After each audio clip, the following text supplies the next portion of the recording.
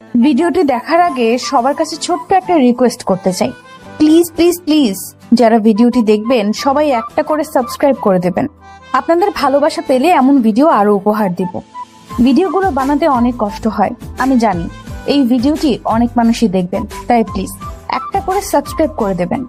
আর যারা আমাকে ভালোবাসে তারা সবাই একটা করে লাইক দিয়ে দেখিয়ে দিবেন। Love you all. তো চলুন আজকের ভিডিওটি শুরু করা যাক।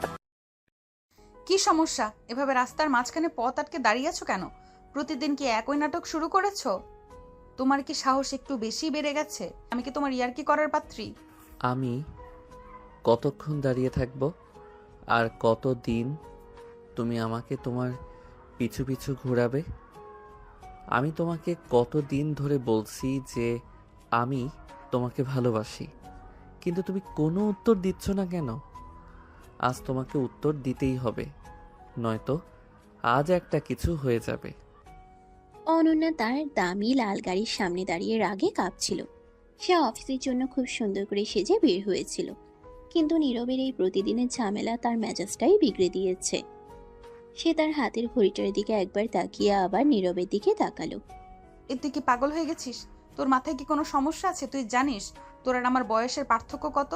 তুই আমাকে ভালোবাসার কথা বলছিস কোন সাহসে? আমার সাথে কি তোকে মানায়? আয়নায় নিজের চেহারা দেখেছিস কখনো? তুই এখনো বাচ্চা ছেলে, আর আমি একটা সাম্রাজ্য চালাই। এখানে মানানসই হওয়ার কি আছে অনন্যা? দেখো, ভালোবাসার কাছে বয়স কোনো বিষয় না। আমি তোমাকে ভালোবাসি, তোমার বয়স কত সেটা আমার দেখার দরকার নেই। তুমি কেন বারবার বয়সের কথা তুলে আমাকে দূরে সরিয়ে দিচ্ছ? আমি তো তোমার সম্পত্তি দেখে আসিনি, আমি তো তোমার এই রাগী চোখের মায়া দেখে এসেছি। কারণ এটাই বাস্তব। তুই মাত্র ভার্সিটি শেষ করলি আর আমি এই শহরের এত বড় একটা কোম্পানি চালাই। আমার সোসাইটি আর আমার বন্ধুদের সামনে তোকে নিয়ে গেলে লোকে আমাকে নিয়ে হাসাহাসি করবে। লোকে বলবে অনন্য একটা পিচ্চি ছেলের সাথে প্রেম করছে। ভাবতে পারছিস আমার কতটা ইজ্জত যাবে? আমার স্ট্যাটাস আর তোর স্ট্যাটাস কি এক? লোকের কথায় তোমার কি দরকার? জীবনটা কি তোমার নাকি লোকেদের? যারা হাসাহাসি করবে তারা কি তোমার বিপদে আসবে? আমি তোমাকে অনেক কেয়ার করব, অনেক সম্মান দেব। একটা প্রতিষ্ঠিত মেয়ে কি তার চেয়ে বয়সে ছোট ছেলেকে ভালোবাসতে পারে না? এটা কি অপরাধ? তুমি শুধু একবার আমার হাতটা ধরো, দেখো আমি তোমাকে কতটা সুখে রাখি। আরে ভাই, এসব কথা শুনতে ভালো লাগে কিন্তু বাস্তবে চলে না। তুই আমাকে কি খাওয়াবি? বাবার টাকায় চলিস আর স্বপ্ন দেখিস আমাকে বিয়ে করার? তোর হিম্মত দেখে আমি অবাক হই। আমার এক মাসের ইনকাম দিয়ে তোর মতো কয়েকজনের সারা জীবনের খরচ চলে যাবে। এই পার্থক্যটা বুঝিস না? আমার জুতার যে দাম, তোর পুরো মাসের পকেট মানিও অতটা না। তুমি আবার টাকার গরম দেখাচ্ছ। আমি জানি আমি তোমার মতো বড়লোক না, কিন্তু আমি তো হাত গুটিয়ে বসে নেই। আমি টিউশনি করছি, কাজ খুঁজছি। আমি তোমাকে দামি গাড়ি দিতে পারবো না ঠিকই, কিন্তু তোমাকে অনেক শান্তিতে রাখতে পারবো। ভালোবাসতে টাকা লাগে না, মন লাগে। তুমি অনেক বদলে গেছো অনন্যা, আগে তো এমন ছিলে না। থাক, অনেক হয়েছে। তোর এই ফালতু কথাগুলো সিনেমায় ভালো লাগে, বাস্তবে রোদ উঠলে তোর মাথা ঘুরবে আর বৃষ্টিতে ভিজে অসুখ বাঁধাবি। আমার লাইফস্টাইল অনেক হাই, তুই সেটা মেনটেন করতে পারবি না। সোজা কথা, তোর আর আমার কোনো ভবিষ্যৎ নেই। তুই এখন বাড়ি যা আর পড়াশোনা কর, আমার সামনে আর আসবি না। ভবিষ্যৎ নেই মানে কি? ভবিষ্যৎ তো আমরা নিজেরা বানাবো। তুমি শুধু একবার আমার হাতটা ধরো, আমি সব ঠিক করে ফেলবো। আমি অনেক কষ্ট করব শুধু তোমার যোগ্য হওয়ার জন্য, কিন্তু তুমি তো আমাকে পাত্তাই দিচ্ছ না, শুরুতেই না করে দিচ্ছ। আমি জানি তোমার মনের ভেতরেও কিছু একটা আছে। আরে গাধা, তুই আমার ছোট ভাইয়ের মতো। পাড়ার সবাই জানে তুই আমাকে আপু বলে ডাকতিস। এখন হঠাৎ করে আই লাভ ইউ বললে আমি রাজি হয়ে যাব? আমার একটা মান সম্মান আছে না? তুই কি চাস সবাই আমাকে নিয়ে বাজে কথা বলুক? তোর মা বাবা যদি শোনে তবে কি তারা তোকে ছেড়ে দেবে? ছোটবেলায় আপু ডাকতাম কারণ তখন বুঝতাম না ভালোবাসা কি। এখন আমি তোমাকে পছন্দ করি। আর সম্মান কি শুধু বয়সে বড় কাউকে বিয়ে করলেই বাড়ে? আমি ছোট বলে কি আমার কোনো দাম নেই? তুমি আমাকে যেভাবে অপমান করছো, এটা কি ঠিক হচ্ছে? আমি কোনো স্বার্থ ছাড়াই তোমাকে ভালোবাসি। তুমি যতই আমাকে তাড়াও না কেন, আমি তোমার পিছু ছাড়ছি না। নীরব অনন্যার একদম কাছে চলে আসে। সে অনন্যার চোখের দিকে এমনভাবে তাকায় যে অনন্যা এক মুহূর্তের জন্য কাঁপিয়ে ওঠে, কিন্তু পরক্ষণেই সে নিজেকে সামলে নেয় এবং ভীষণ বিরক্ত হয়ে এক পা পিছিয়ে যায়। তোর সাহস তো অনেক। তুই এখন আমার গায়ে হাত দিবি? তুই যদি এখন রাস্তা না ছাড়িস তবে আমি সিকিউরিটিকে ডাকবো। তারা তোকে ঘাট ধরে এখান থেকে বের করে দিবে। তুই কি চাস তোকে সবার সামনে একটা চর মানি? তোকে আমি চিনি, বড়লোক আর সিনিয়র আপু দেখে পটাতে আসছিস, যাতে সারা জীবন কাজ না করে বসে বসে আমার ঘাড়ে চেপে খেতে পারিস। তুমি আমাকে এই নিচু কথা বলতে পারলে অনন্যা? আমি তোমার জন্য কত রাত জেগেছি, কতদিন তোমার অফিসের সামনে রোদ বৃষ্টিতে দাঁড়িয়ে থেকেছি, সেটা কি তোমার চোখে পড়ে না? টাকার লোভ থাকলে আমি অন্য কোথাও দেখতাম। আমি শুধু তোমাকেই চেয়েছি, কিন্তু আজ তুমি আমার ভালোবাসাকে অপমান করলে। ঠিক আছে, আজ আমি চলে যাচ্ছি, কিন্তু মনে রেখো, তুমি যতই পালাই পালাই করো, তোমাকে আমি স্বীকার করিয়েই ছাড়বো যে তুমি আমাকে ভালোবাসো। যা যা, অনেক দেখেছি তোর মতো ছেলে। তোর জন্য আমি ডাকবো? হাসালি আমাকে। তোর মতো হাজারটা ছেলে আমার পেছনে ঘুরে, তুই গেলে আমার কোনো সমস্যা নেই, আপদ বিদায় হবে। রাস্তা ছাড় এখন, আমার ইম্পর্টেন্ট মিটিং আছে। আর শোনো, কাল থেকে যেন আমাকে আর আমার বাড়ির সামনে তোমাকে না দেখি। নীরব আর কোনো কথা না বলে রাগে ও দুঃখে ওখান থেকে হনহন করে চলে গেল। অনন্যা একটা লম্বা শ্বাস নিয়ে গাড়িতে গিয়ে বসলো। সে মনে মনে ভীষণ বিরক্ত হয়ে বিড়বিড় করতে লাগলো। এই ছেলে তো আমাকে পাগল করে ছাড়বে। কি জানি কোন কুলক্ষণে ওই ছেলের সাথে সেদিন আমার দেখা হয়েছিল। কেন যে সেদিন ওই অন্ধকার গলিতে আমি ওকে সাহায্য করতে গিয়েছিলাম। যদি সেদিন ওর ঘটনাটা না ঘটতো তবে আজ নীরব আমার সামনে দাঁড়ানোর সাহসই পেত না। উফ, ওই রাতের কথাগুলো মনে পড়লে এখনো আমার গায়ের লোম খাড়া হয়ে যায়। নীরব কি জানে সেদিন আমি আসলে ওখানে কেন গিয়েছিলাম? ও কি সব জেনে বুঝেই আমার পিছু নিয়েছে, নাকি এর পেছনে বড় কোনো চাল আছে? অনন্যা গাড়ি চালিয়ে অফিসের দিকে চলে যায় ঠিকই, কিন্তু তার চোখে মুখে স্পষ্ট ভয়ের ছাপ ছিল। অন্যদিকে নীরব রাস্তার মোড়ে দাঁড়িয়ে একটা কুটিল হাসি দিল। সে পকেট থেকে একটা পুরনো ছেঁড়া ছবি বের করে দেখল। ছবিটা অনন্যা আর একটা রহস্যময় লোক দাঁড়িয়ে আছে। তুমি ভাবছো আমি কিছুই জানি না অনন্যা? তুমি আমাকে যত তাচ্ছিল্য করবে আমি তত তোমার কাছে আসব। তোমাকে তো আমার কাছে আসতেই হবে, কারণ ওই রাতের সেই রহস্যের চাবিকাঠি তো আমার কাছেই আছে। তোমাকে আমি ভালোবাসবো, আবার ওই ভুলের শাস্তিও দেব। দেখা যাক শেষ পর্যন্ত কি হয়। ড্রাইভার, গাড়িটা কি আর একটু জোরে চালানো যায় না? জ্যামের কারণে রাস্তার মাঝখানে এইভাবে বসে থাকলে আমার দিনটাই বরবাদ হয়ে যাবে। এমনিতেই সকালে ওই ফালতু ছেলেটার জন্য মেজাজটা বিগড়ে আছে। অনন্যা তার লাল বিএমডাব্লিউর পেছনের সিটে বসে বিরক্ত হয়ে আইফোন টিপছিল। ঠিক তখনই জানালার কাচের উপর কেউ টোকা দিল। অনন্যা কাচ নামিয়ে দেখল নীরব একগাল হাসি নিয়ে দাঁড়িয়ে আছে। তার এক হাতে একটা দামি কফি আর অন্য হাতে একটা চিরকুট। হাই বিউটিফুল, ট্রাফিক জ্যামে বোর হচ্ছ দেখে তোমার জন্য কোল্ড কফি নিয়ে এলাম। আর এই নাও একটা স্পেশাল চিরকুট। তোমার অফিসের বোরিং মিটিংয়ের মাঝে পড়ো, মন ভালো হয়ে যাবে। তোমার সাহস তো কম না। আমার গাড়ির কাছে আসার পারমিশন তোমাকে কে দিয়েছে? আর তোমার এই সস্তা কফি আমি খাবো? জানো আমি কোন ব্র্যান্ডের কফি খাই? এই কফিটা এখনই ডাস্টবিনে ফেলে দাও আর আমার চোখের সামনে থেকে দূর হও। কফিটা সস্তা হতে পারে, কিন্তু এর পেছনের ভালোবাসাটা অনেক দামি অনন্যা। আর তুমি তো সবসময় দামি জিনিসই বোঝো, মানুষের মনটা বুঝতে পারো না। এই যে জানালার কাচ নামিয়ে আমার সাথে কথা বললে, এটাই তো আমার জন্য অনেক বড় পাওয়া। আজ তোমাকে এই কড়া রোদেও কি যে সুন্দর লাগছে। তোমার ন্যাকামি বন্ধ করো তো নীরব। তুমি কি ভাবো প্রতিদিন এভাবে রাস্তা আটকে দাঁড়ালেই আমি তোমার প্রেমে পড়ে যাব? আমি অনন্যা রহমান। আমার বাবা এই শহরের কত বড় লোক সেটা তুমি জানো না। তোমার মতো বেকার ছেলেদের আমি পাত্তা দেওয়ার সময় পাই না। রাস্তা ছাড়ো, গাড়ি ছাড়বে এখন। তোমার বাবার টাকা আছে বলে কি তোমার নিজের কোনো মন নেই? আমি তো তোমার বাবার টাকা দেখে প্রেম করতে আসিনি। আমি তো এসেছি তোমার এই অহংকারী মনের ভেতর একটু জায়গা করে নিতে।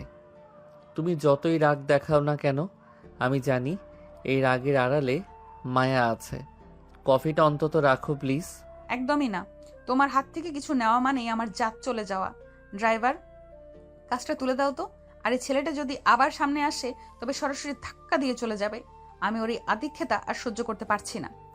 কাজ তুললে তো আরো ভালো, বাইরের শব্দ আসবে না। তুমি চিরকুটটা রেখে দাও। ওখানে লেখা আছে তুমি কেন কাল রাতে আমার স্বপ্নে হানা দিলে। তুমি কি জানো অনন্যা, রাগলে তোমাকে আরো বেশি কিউট লাগে। মনে হয় একটা লাল টমেটো রেগে আগুন হয়ে আছে।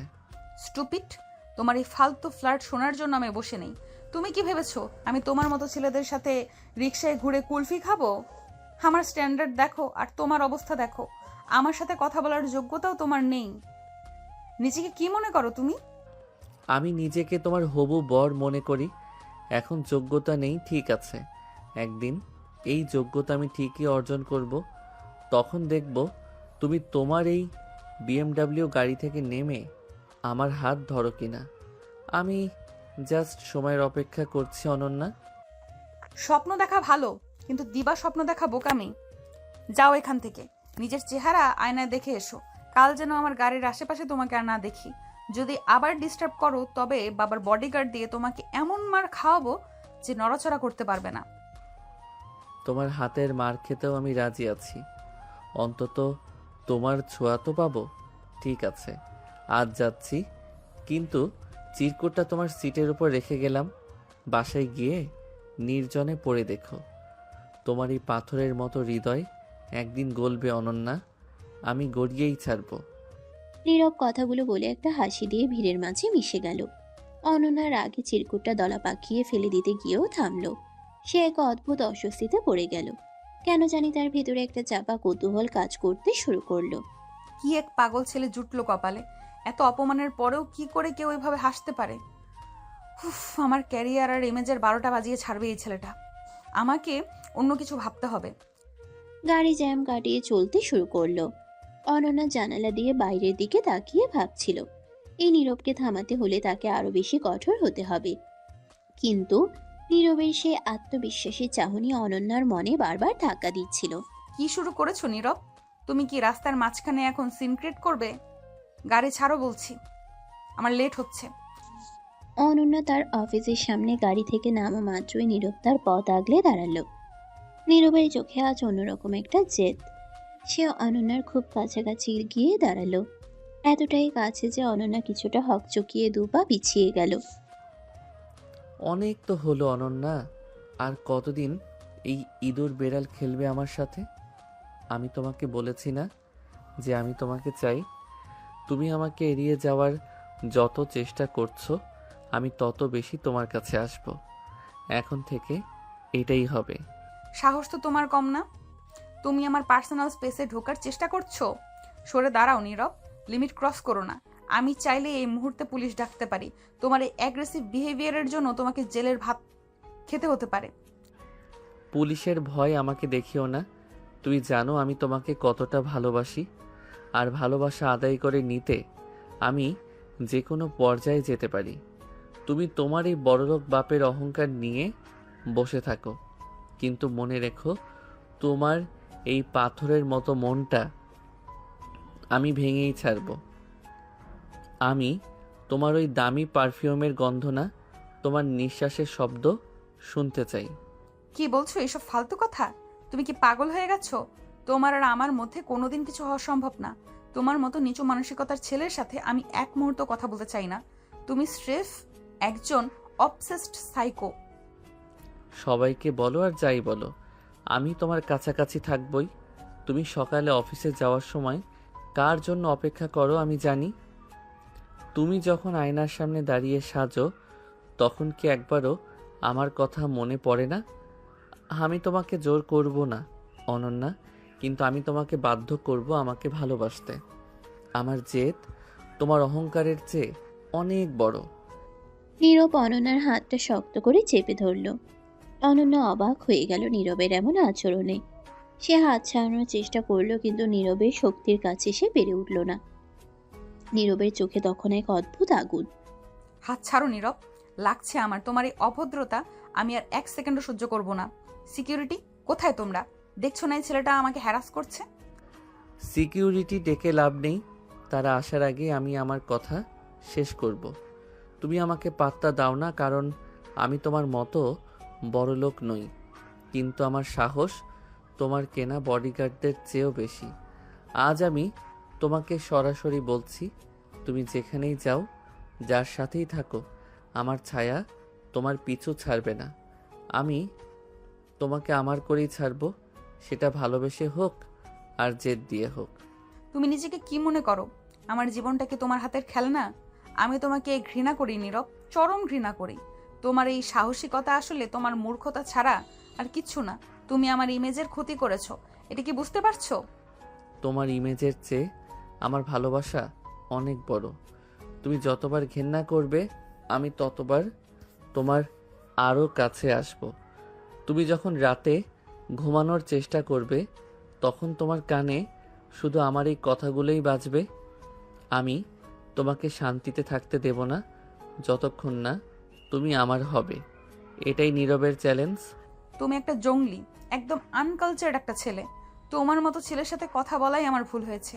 তোমার এই জেদ তোমাকে কোনো দিন আমার কাছে আনতে পারবে না, বরং আমাকে আরো দূরে সরিয়ে দেবে। হাতটা ছাড়ো এখন। হাত তো আমি ছেড়েই দেব, কিন্তু আমার নামটা তোমার মনে সারা জীবনের জন্য গেঁথে দিয়ে যাচ্ছি।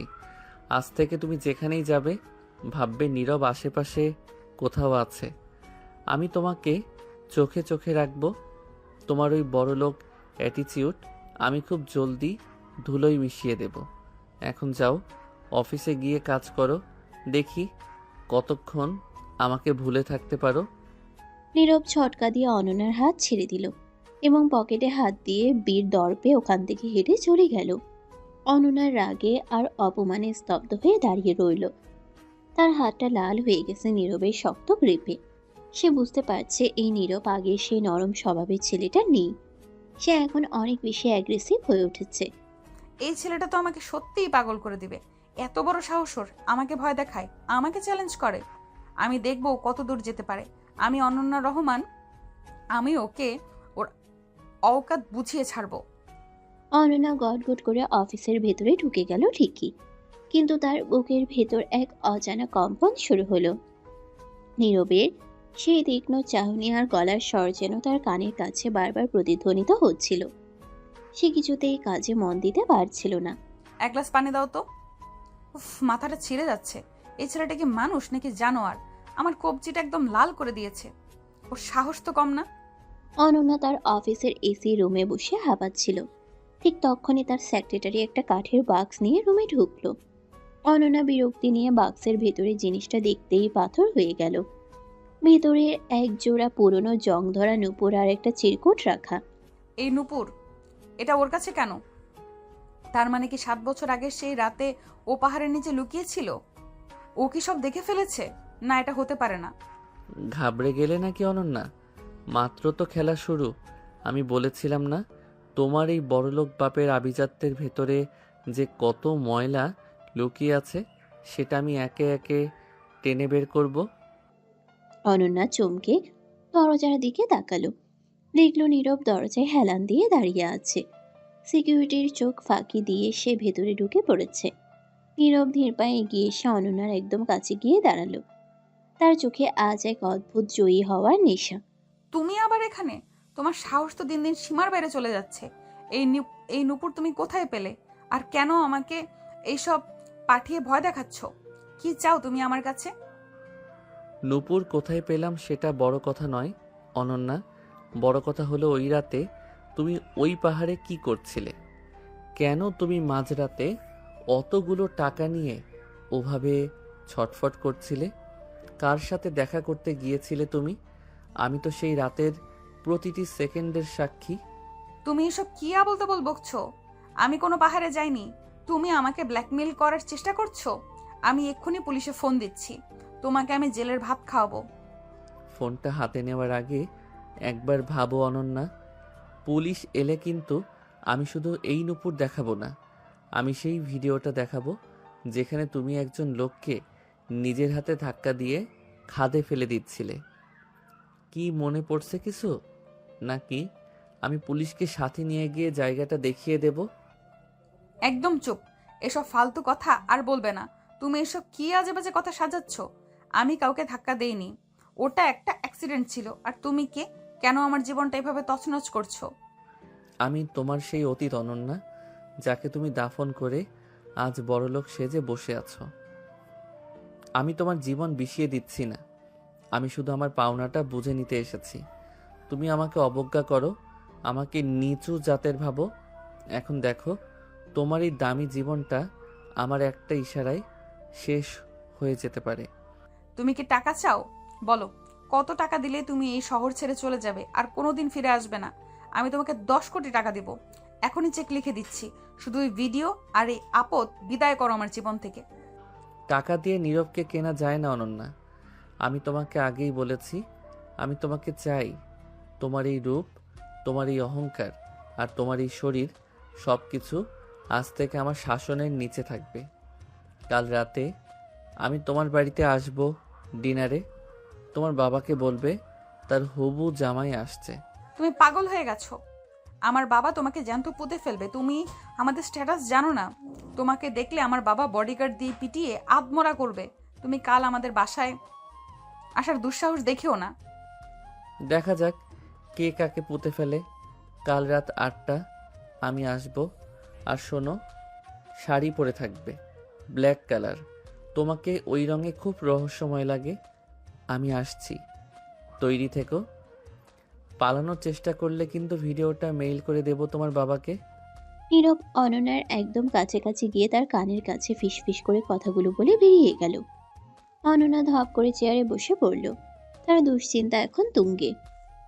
7 বছর আগে সেই ভয়ঙ্কর সত্যটা নীরব কিভাবে জানলো, আর কেনই বা সে এখন ফিরে এসেছে?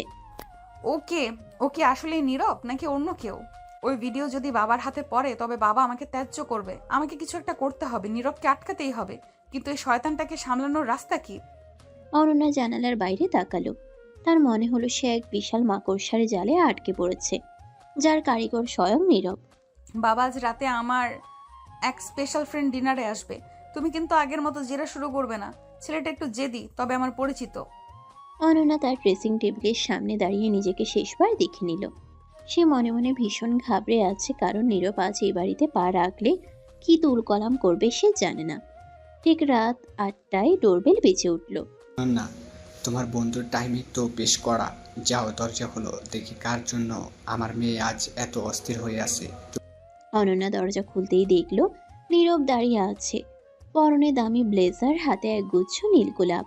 তাকে দেখতে একদম রাজপুত্রের মতো লাগছে, কিন্তু চোখের সে অ্যাগ্রেসিভ লুকটা এখনো আছে।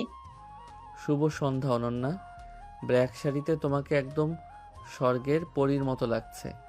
যদিও আমি জানি এই পরীর মনটা অনেক শক্ত, কিন্তু আজ আমি এই মনে জায়গা করে নিতেই এসেছি। নীরব, একদম ফালতু কথা বলবে না। ভেতরে আমার বাবা বসে আছে। তোমার ওই অ্যাগ্রেসিভ স্বভাব বা পুরনো ঝগড়ার কথা তুলে যদি কোনো ঝামেলা করো তবে আমি তোমাকে ছাড়বো না। ভেতরে এসো। নীরব অনন্যাকে পাশ কাটিয়ে ড্রয়িং রুমে ঢুকে খুব সাবলীলভাবে রহমান সাহেবের সামনে সোফায় বসল। রহমান সাহেব গম্ভীর মুখে নীরবকে দেখছিলেন। নীরব এক মুহূর্তের জন্য মাথা নিচু করল না। তুমি তাহলে নীরব? অনন্যা বলল, তোমরা নাকি অনেক পুরনো বন্ধু, কিন্তু আমি তোমাকে আগে কোনোদিন দেখিনি কেন? তোমার ফ্যামিলি ব্যাকগ্রাউন্ড কি? তারা আঙ্কেল, পরিচয় আসলে সময় বলে দেয়। আমি আপনার মেয়ের খুব সাধারণ একজন ভক্ত হতে পারি, আবার খুব কাছের কেউ হতে পারি। সেটা নির্ভর করছে অনন্যা আমাকে কিভাবে পরিচয় করিয়ে দেয় তার উপরে। 7 বছর আগে আমরা যখন প্রথম দেখা করেছিলাম, তখন অনন্যা জানতো আমি ওর জন্য কি করতে পারি। নীরব, তুমি কি শুরু করেছো এসব? বাবা ও আসলে একটু রসিক মানুষ তো, তাই বাড়িয়ে বলছে। চলো আমরা ডাইনিং টেবিলে যাই। আজ তোমার প্রিয় সব রান্না হয়েছে নীরব। অনন্যা, নীরব, তুমি একটা ঋণের কথা বলছিলে সেদিন অফিসে। আমার মেয়ে তোমার কাছে কিসের ঋণ নিয়েছে? আমি রহমান সাহেব, আমার মেয়ে কারো কাছে ঋণই থাকবে, এটা আমি সহ্য করব না। কত টাকা লাগবে তোমার? আঙ্কেল, টাকা দিয়ে সব মেটানো যায় না। আপনার মেয়ে আমার থেকে একটা কথা নিয়েছিল যে ও আমাকে কোনো দিন দূরে সরিয়ে দেবে না। ও কথা দিয়েছিল যে ওর আভিজাত্য বা বাবার টাকা আমাদের মাঝে কোনো দিন দেওয়াল হবে না। কিন্তু অনন্যা এখন শুধু সেই দেয়ালটাই তুলে রেখেছে। আমি তো সেই দেওয়াল ভাঙতে এসেছি। তুমি কেন ভুল বুঝছো নীরব? আমি তোমাকে দূরে সরিয়ে দেইনি, কিন্তু আমাদের জীবনযাপন আলাদা। তুমি কেন বুঝতে চাইছো না যে আমাদের স্ট্যাটাস এক না? বাবা ও যা বলছে সব আবেগ দিয়ে বলছে, ওর কথায় কান দিও না। আবেগ না অনন্যা, এটা অধিকার। এই দেখো আঙ্কেল, এই আংটিটা অনন্যা 7 বছর আগে আমাকে পরিয়ে দিয়েছিল। বলেছিল এটা আমাদের বন্ধুত্বের নয়, বরং এক না বলা ভালোবাসার সাক্ষী। আজ কেন ও এটা দেখেও না চেনার ভান করছে? কি অনন্যা, আংটিটা কি আজ আবার পরিয়ে দেব? সবার সামনে স্বীকার করবে আমাদের সেই রাতের অধিকার? নীরব পকেট থেকে একটা পুরনো রূপার আংটি বের করে টেবিলের উপর রাখলো। অনন্যা আংটিটা দেখা মাত্রই চমকে উঠল। রহমান সাহেব তীক্ষ্ণ দৃষ্টিতে আংটিটার দিকে তাকালেন। অনন্যা, এসব কি শুনছি? তুমি এই ছেলেকে আংটি পরিয়েছিলে? আমার অগোচরে এত কিছু ঘটে গেছে। নীরব, তুমি কি আমার মেয়েকে ব্ল্যাকমেল করার চেষ্টা করছো? মনে রেখো, আমি চাইলে তোমাকে এই শহর থেকে গায়েব করে দিতে পারি। গায়েব করা এত সহজ নয় আঙ্কেল। আমি হারিয়ে যাওয়ার পাত্র নই। আমি অনন্যাকে ভালোবাসি এবং সেটা আমি আদায় করে নেব। কাল সকাল 9টায় অনন্যা আমার সাথে আমার বাইকে করে অফিসে যাবে। কোনো দামি গাড়ি বা বডিগার্ড থাকবে না। যদিও না আসে, তবে আপনার মেয়ের সেই গোপন ডায়েরির কথা আমি সবাইকে জানিয়ে দেব। নীরব, তুমি অনেক বাড়াবাড়ি করছো। বাবার সামনে আমাকে তুমি ছোট করছো। তুমি কি চাও আমি তোমার সাথে ওই ভাঙা বাইকে করে অফিসে গিয়ে আমার মান সম্মান ডুবাই? তুমি আমাকে বাধ্য করতে পারো না। বাধ্য আমি করছি না অনন্যা, তোমার মন তোমাকে বাধ্য করবে। তুমি বড়লোকের মেয়ে হতে পারো, কিন্তু তোমার মনের চাবিকাঠি তো আমার কাছে। কাল সকাল 9টা অনন্যা, আমি গেটের বাইরে থাকবো। শুভরাত্রি আঙ্কেল, ডিনারটা আজ তোলা থাকলো। নীরব টেবিল থেকে একটা নীল গোলাপ অনন্যার হাতে ধরিয়ে দিয়ে হাসি মুখে বেরিয়ে গেল। অনন্যা ডাইনিং টেবিলের পাশে ধপ করে বসে পড়ল। তার চোখে জল, কিন্তু মনে এক অদ্ভুত শিহরণ। সে বুঝতে পারছে নীরব তাকে ছাড়বে না। নীরব, তুমি এই 7 সকালে আমার শোবার ঘরে বারান্দায় কি করছো? তুমি ভেতরে ঢোকার সাহস পেলে কোত্থেকে? সিকিউরিটিরা কি সব মরে গেছে নাকি? অনন্যা মাত্র ঘুম থেকে উঠে বারান্দায় এসেছে আর দেখলো নীরব সেখানে আরাম করে একটা চেয়ারে বসে আছে। তার চোখে আজ এক অদ্ভুত ভয়ঙ্কর জেদ আর মুখে সেই বাঁকা হাসি। অনন্যার আগে কাঁপছে, কিন্তু জোরে চিৎকার করতে পারছে না, কারণ পাশের রুমে তার বাবা ঘুমোচ্ছেন। চিৎকার করে কোনো লাভ নেই অনন্যা। আমার সিকিউরিটিরা এখন অঘরে ঘুমাচ্ছে। আমি এখানে এসেছি আমাদের সব হিসেব চুকিয়ে দিতে। অনেক তো ন্যাকামি করলে, এবার সরাসরি কাজের কথায় আসি। আজ আমি যা বলবো তুমি ঠিক তাই করবে। তুমি একটা জঘন্য লোক নীরব। আমার ঘরে ঢোকার সাহস কোত্থেকে পাও তুমি? আমি চাইলে এক্ষুনি পুলিশে ফোন দিয়ে তোমাকে জেল খাটাতে পারি। কি চাও তুমি আমার কাছে? টাকা? স্ট্যাটাস? কত টাকা দিলে তুমি বিদায় হবে? আমার টাকা লাগবে না অনন্যা, আমি শুধু তোমাকে চাই। আর সেই চাওয়াটা আজই পূর্ণ হবে। এই ক্যামেরাটা দেখছো? এখানে এমন কিছু ভিডিও আছে যা দেখলে তোমার বাবার সম্মান 1 সেকেন্ডে ধুলোয় মিশে যাবে। আমি চাইলেই ওটা ভাইরাল করে দিতে পারি। তুমি আবার ব্ল্যাকমেল করছো? কি আছে ওই ভিডিওতে? 7 বছর আগের সেই রাতের কথা তো আমি আগেই বলেছি, ওটা একটা ভুল ছিল। তুমি কি ওটা নিয়ে সারা জীবন আমাকে নাচাবে? শুধু 7 বছর আগের কথা নয় অনন্যা, এই ভিডিওতে তোমার বর্তমানের অনেক গোপন সত্যি আছে। লোকে জানবে রহমান সাহেবের দাপুটে মেয়ে অনন্যা আসলে তলে তলে কি করে। এখন আমার কথা মন দিয়ে শোনো। আজ ঠিক 10টার মধ্যে তুমি আর আমি কাজী অফিসে যাব। আমরা বিয়ে করব। কোনো অনুষ্ঠান হবে না, শুধু তুমি আর আমি। তুমি এটা করতে পারো না নীরব। আমি তোমাকে ভালোবাসি কিনা জানি না, কিন্তু আমি তোমাকে বিয়ে করতে পারবো না। আমার একটা সম্মান আছে, আমার বাবার একটা স্বপ্ন আছে। তুমি কেন আমার জীবনটা এভাবে ধ্বংস করছো? আমি তোমার পায়ে ধরছি, প্লিজ চলে যাও। ধ্বংস করছি না অনন্যা, উদ্ধার করছি। তুমি এই টাকার পাহাড়ে বসে থেকে আসলে একটা রোবট হয়ে গেছো। আমি তোমাকে আবার মানুষ বানাবো। তুমি যদি আজ আমাকে বিয়ে না করো তবে 11টা বাজার আগেই ভিডিওটা তোমার বাবার কাছে পৌঁছে যাবে। এখন বলো, বাবার সম্মান বাঁচাবে নাকি আমার সাথে যাবে? তুমি একটা জানোয়ার নীরব। তুমি ভালোবাসার নামে আমাকে জিম্মি করছো। আমি তোমাকে ঘেন্না করি, কিন্তু বাবার জন্য আমাকে এটা করতে হবে। আমি যাব তোমার সাথে, কিন্তু মনে রেখো আমি তোমাকে কোনোদিনও ক্ষমা করব না। ক্ষমা আমি চাইও না অনন্যা, আমি শুধু অধিকার চাই। চলো, রেডি হয়ে নাও, 10 মিনিটের মধ্যে নিচে আসবে। আমি তোমার ওই দামি BMW গাড়িতে নয়, আমার বাইকেই তোমাকে নিয়ে যাব। এটাই হবে তোমার প্রথম শিক্ষা। অনন্যা কাঁপা কাঁপা হাতে আলমারি থেকে একটা সাধারণ শাড়ি বের করলো। সে বুঝতে পারছে নীরবের পরিকল্পনা অনেক গভীর। সে চোখের জল মুছে তৈরি হয়ে নিচে নামলো। গেটের সামনে গিয়ে নীরব বাইক নিয়ে গম্ভীর মুখে অপেক্ষা করছে। অনন্যা কোনো কথা না বলে নীরবের পেছনে গিয়ে বসলো। শক্ত করে ধরো অনন্যা, আজ থেকে তোমার এই দামি লাইফস্টাইল শেষ। এখন থেকে তুমি শুধু আমার। তোমার বাবার রাজত্ব আজ থেকে আমার ইশারায় চলবে। নীরব বাইক স্টার্ট দিয়ে ঝড়ের গতিতে কাজী অফিসের দিকে রওনা হলো। অনন্যা নীরবের পিঠ শক্ত করে ধরে আছে। তার মনে এক অদ্ভুত ভয় আর ঘৃণা কাজ করছে। কাজী অফিসে পৌঁছে নীরব খুব অ্যাগ্রেসিভ ভাবে কাজীকে ডাকলো এবং অনন্যাকে বাধ্য করলো কাবিননামায় সই করতে। আমি সই করছি ঠিকই, কিন্তু তুমি জেনে রেখো নীরব, তুমি আমার শরীরটা পাচ্ছ, কিন্তু মনটা কোনোদিন পাবে না। আমি সারা জীবন তোমাকে ঘৃণা করে যাব। তুমি আমার সাথে যে প্রতারণা করলে তার বিচার হবেই। দেখা যাবে অনন্যা, সাইন করা হয়ে গেলে চলো। এখন আমরা সোজা তোমার বাবার কাছে যাব। ওনাকে আমাদের বিয়ের খবরটা দিতে হবে তো, তাই না? ওনার হবু জামাই তো এখন ওনার ঘরের ছেলে হয়ে গেছে। বিয়ে সম্পন্ন হওয়ার পর নীরব অনন্যার হাত শক্ত করে ধরে আবার বাইকে তুলল। তারা যখন অনন্যার বাড়িতে ফিরে এলো, তখন রহমান সাহেব ড্রয়িং রুমে বসে টেনশনে পায়চারি করছিলেন। মেয়েকে এক সাধারণ ছেলের সাথে এভাবে বাড়িতে ঢুকতে দেখে উনি রাগে ফেটে পড়লেন। অনন্যা, তুমি এই ছেলের সাথে কোথায় গিয়েছিলে? আর তোমার পরনে এমন সাধারণ কাপড় কেন? নীরব, তুমি আমার মেয়েকে কিডন্যাপ করার চেষ্টা করছো। আমি এখনই পুলিশ ডাকছি, আমার বাড়ি থেকে বের হও। পুলিশ ডেকে লাভ নেই আঙ্কেল, আপনার মেয়ে এখন আমার বিবাহিত স্ত্রী। এই দেখুন বিয়ের কাবিননামা। অনন্যা নিজেই আমাকে বিয়ে করতে চেয়েছে।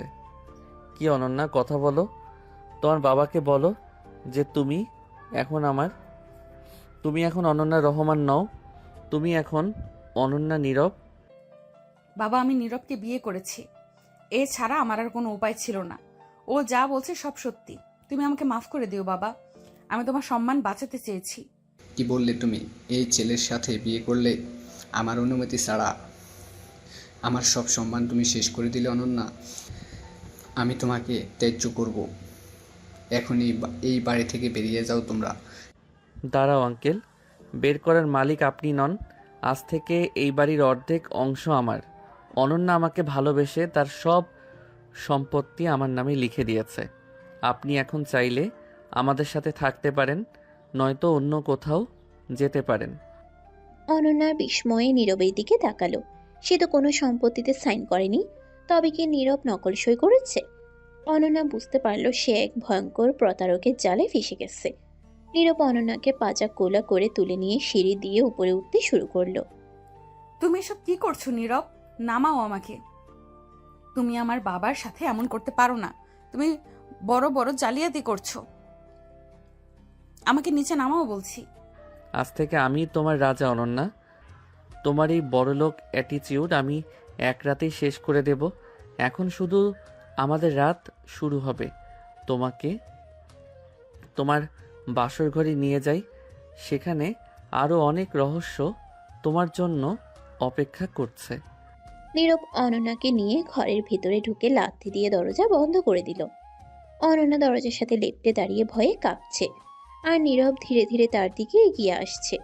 নীরবের চোখে এখন এক কুটিল বিজয়ের নেশা। অনন্যা কি পারবে এই অ্যাগ্রেসিভ প্রেমিকের হাত থেকে নিজেকে বাঁচাতে? দরজা খোলো নীরব। বলছি দরজা খোলো। তুমি আমার সাথে এভাবে অভদ্রতা করতে পারো না। তুমি কি ভেবেছো আমাকে একটা ঘরে আটকে রেখে তুমি যা খুশি তাই করবে? আমার বাবা তোমাকে পুলিশে দেবে। নীরব অনন্যাকে পাজাকোলা করে ঘরের ভিতরে নিয়ে এসে সজোরে দরজা আটকে দিল। সে অনন্যার কোনো কথাই কানে তুলছে না। তার চোখে আজ এক অদ্ভুত নেশা আর জেদ। অনন্যা ছটফট করছে, কিন্তু নীরবের শক্তিশালী হাতের বাঁধন থেকে সে মুক্তি পাচ্ছে না। নীরব অনন্যাকে বিছানায় একরকম ছুঁড়ে ফেলে দিয়ে সামনে গিয়ে দাঁড়ালো। চিৎকার করে শক্তি নষ্ট করো না অনন্যা। এই ঘর এখন আমার রাজ্য, আর তোমার ওই পুলিশ বাবা এখন নিজেই নিজের মান সম্মান বাঁচাতে ব্যস্ত। আমি তোমাকে বিয়ে করেছি কোনো দয়া করতে নয়। আমি তোমাকে বিয়ে করেছি তোমাকে এটা বোঝাতে যে নীরব যা চায় তা সে ছিনিয়ে নিতে জানে। তুমি একটা পশুর চেয়েও অধম। ভালোবাসার নাটক করে তুমি আমাকে ব্ল্যাকমেল করলে, আমার বাবার সম্পত্তি হাতানোর চেষ্টা করলে। তোমার মনে হয় আমি তোমাকে স্বামী হিসেবে মেনে নেব? কোনো দিন না। আমি তোমাকে ঘৃণা করি নীরব, ঘৃণা করি। ঘৃণাই করো, ভালোবাসা দেওয়ার যোগ্যতা কি তোমার আছে? তুমি তো অহংকারের চাদরে মুখ ঢেকে রাখা একটা পুতুল। আজ রাতে তোমার ওই আভিজাত্যের চাদরটা আমি ছিঁড়ে ফেলবো। তুমি বলেছিলে না আমি তোমার শরীরের কাছে আসতে পারবো কিন্তু মন পাবো না? এখন দেখো তোমার শরীরের প্রতিটি ভাঁজ আজ আমার ইশারায় কথা বলবে। নীরব ধীরে ধীরে তার গায়ের ব্লেজারটা খুলে মেঝেতে ছুঁড়ে মারল। অনন্যা ভয়ে বিছানার এক কোণে গুটিয়ে গেল। তার বুক ধকধক করছে। সে এর আগে নীরবকে এই রূপে কোনোদিন দেখেনি। নীরব অনন্যার খুব কাছাকাছি গিয়ে তার চুলগুলো মুঠোর মধ্যে ধরল। আহ, লাগছে আমার। ছাড়ো আমাকে। তুমি কি চাও বলো তো? আমি তো সাইন করে দিয়েছি সব কাগজে। এখন আমাকে ছেড়ে দাও। আমি তোমার সাথে এই নরকে থাকতে পারবো না। নরক? এটা তো কেবল শুরু অনন্যা। তুমি আমার ভাইকেও তো এইভাবেই নরকে পাঠিয়েছিলে, তাই না? 7 বছর আগের সেই রাতে যখন পাহাড়ের ওপর থেকে তুমি ওকে ধাক্কা দিয়েছিলে, তখন ও কতবার তোমার পা ধরেছিল মনে আছে? তুমি তো টাকার গরমে অন্ধ ছিলে। আজ সেই ভাইয়ের রক্ত আমার শরীরে কথা বলছে। তোমার ভাই? তার মানে ওই লোকটা তোমার ভাই ছিল? আমি জানতাম না নীরব, বিশ্বাস করো আমি জানতাম না ও তোমার ভাই। ও আমাকে হ্যারাস করছিল, তাই আমি নিজেকে বাঁচাতে গিয়ে ওকে ধাক্কা দিয়েছিলাম। ওটা খুনের উদ্দেশ্যে ছিল না। নিজেকে বাঁচাতে গিয়ে নাকি নিজের আভিজাত্য বাঁচাতে গিয়ে ও তোমাকে ভালোবেসেছিল? এটাই কি ওর অপরাধ ছিল? আজ দেখো সেই ভাইয়ের বদলা নিতে আমি তোমার জীবনটা নিয়ে ছিনিমিনি খেলছি। তোমাকে বিয়ে করা ছিল আমার প্ল্যান। এখন এই সারা রাত আমি তোমাকে বোঝাবো যে একজনের বুক ছিঁড়ে রক্ত বের করলে কেমন লাগে। তুমি আমাকে মেরে ফেলতে চাও? মারো আমাকে, কিন্তু প্লিজ আমার বাবার ক্ষতি করো না। ওনার কোনো দোষ নেই। আমি যা করেছি তার শাস্তি আমাকে দাও, কিন্তু আমাকে এভাবে ছোট করো না নীরব। তোমাকে মারলে তো সব শেষ হয়ে গেল। আমি তোমাকে মারবো না, আমি তোমাকে তিলে তিলে পোড়াবো। আজ থেকে তুমি এই বড়লোক বাবার মেয়ে নও। তুমি আজ থেকে আমার ঘরের দাসী। তোমার প্রতিটি নিঃশ্বাস এখন থেকে আমার অনুমতিতে চলবে। তোমার এই সুন্দর মুখটা দেখে আজ আমি প্রতিশোধের স্বাদ নেব। নীরব অনন্যার একদম মুখোমুখি হয়ে তার গলার উপর হাত রাখল। অনন্যা ভয়ে চোখ বন্ধ করে ফেলল। নীরবের তপ্ত নিঃশ্বাস অনন্যার গালে আছড়ে পড়ছে। অনন্যা বুঝতে পারছে না নীরব কি সত্যি প্রতিশোধ নেবে নাকি আবেগের বশে ভুল কিছু করবে। নীরব হঠাৎ অনন্যার শাড়ির আঁচলটা টেনে ধরল। নীরব, না প্লিজ এমন কিছু করো না। আমি তোমার পায়ে ধরছি। তুমি তো আমাকে ভালোবাসতে, তবে কেন এমন করছো? ভালোবাসা কি কোনোদিন প্রতিশোধ হতে পারে?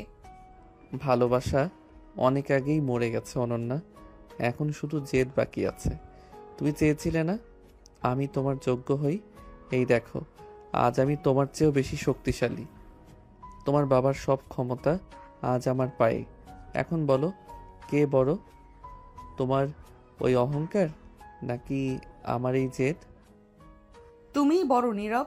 আমি হার মেনেছি, আমি সব স্বীকার করছি। তুমি যা বলবে আমি তাই করব। শুধু আমাকে এভাবে অপমান করো না। আমি তোমার স্ত্রী। এই সম্পর্কটার অন্তত একটু সম্মান দাও। স্ত্রী? কাবিন নামায় সই করলেই স্ত্রী হওয়া যায় না। তোমাকে আমার মনের রানী হতে হলে অনেক কাঠখড় পোড়াতে হবে। আজ সারা রাত আমি তোমাকে আমার শাসনের নিচে রাখব। কোনো কথা হবে না, শুধু নীরবতা থাকবে, আর থাকবে তোমার কান্নার শব্দ, যা শুনে আমার বুক শান্ত হবে। নীরব হঠাৎ অনন্যাকে পাজা কোলা করে আবার তুলে নিল। সে অনন্যাকে নিয়ে বারান্দার দিকে এগিয়ে গেল। বাইরের বৃষ্টি বাড়ছে। নীরব অনন্যাকে বৃষ্টির মধ্যে দাঁড় করিয়ে দিল। অনন্যা ভিজছে আর শীতে কাঁপছে। কাঁপছো কেন? 7 বছর আগে আমার ভাইটাও এভাবেই বৃষ্টির রাতে পাহাড়ের নিচে পড়ে কাঁপছিল। আজ তুমি অনুভব করো সেই কষ্ট। কাল সকাল পর্যন্ত তুমি এভাবেই দাঁড়িয়ে থাকবে। যদি এক কদম নড়ো, তবে তোমার বাবার ওই ভিডিওটা আমি ইন্টারনেটে লাইভ করে দেব। তুমি সত্যি একটা পাগল। তুমি আমাকে এভাবে শাস্তি দিচ্ছ। আমি মরে যাব নীরব। আমার শরীর এটা সহ্য করতে পারবে না। প্লিজ আমাকে ভেতরে নিয়ে চলো। মরবে না তুমি। পাপীদের মৃত্যু এত সহজে হয় না। দাঁড়িয়ে থাকো এখানে, আমি ভেতরে বসে তোমার কষ্ট দেখব। এটাই হবে আমার বাসর রাতের উপহার। নীরব বারান্দার দরজাটা বাইরে থেকে আটকে দিল। অনন্যা বৃষ্টির মধ্যে একা দাঁড়িয়ে অঝরে কাঁদছে। তার শরীরের দামি শাড়িটা ভিজে লেপ্টে গেছে।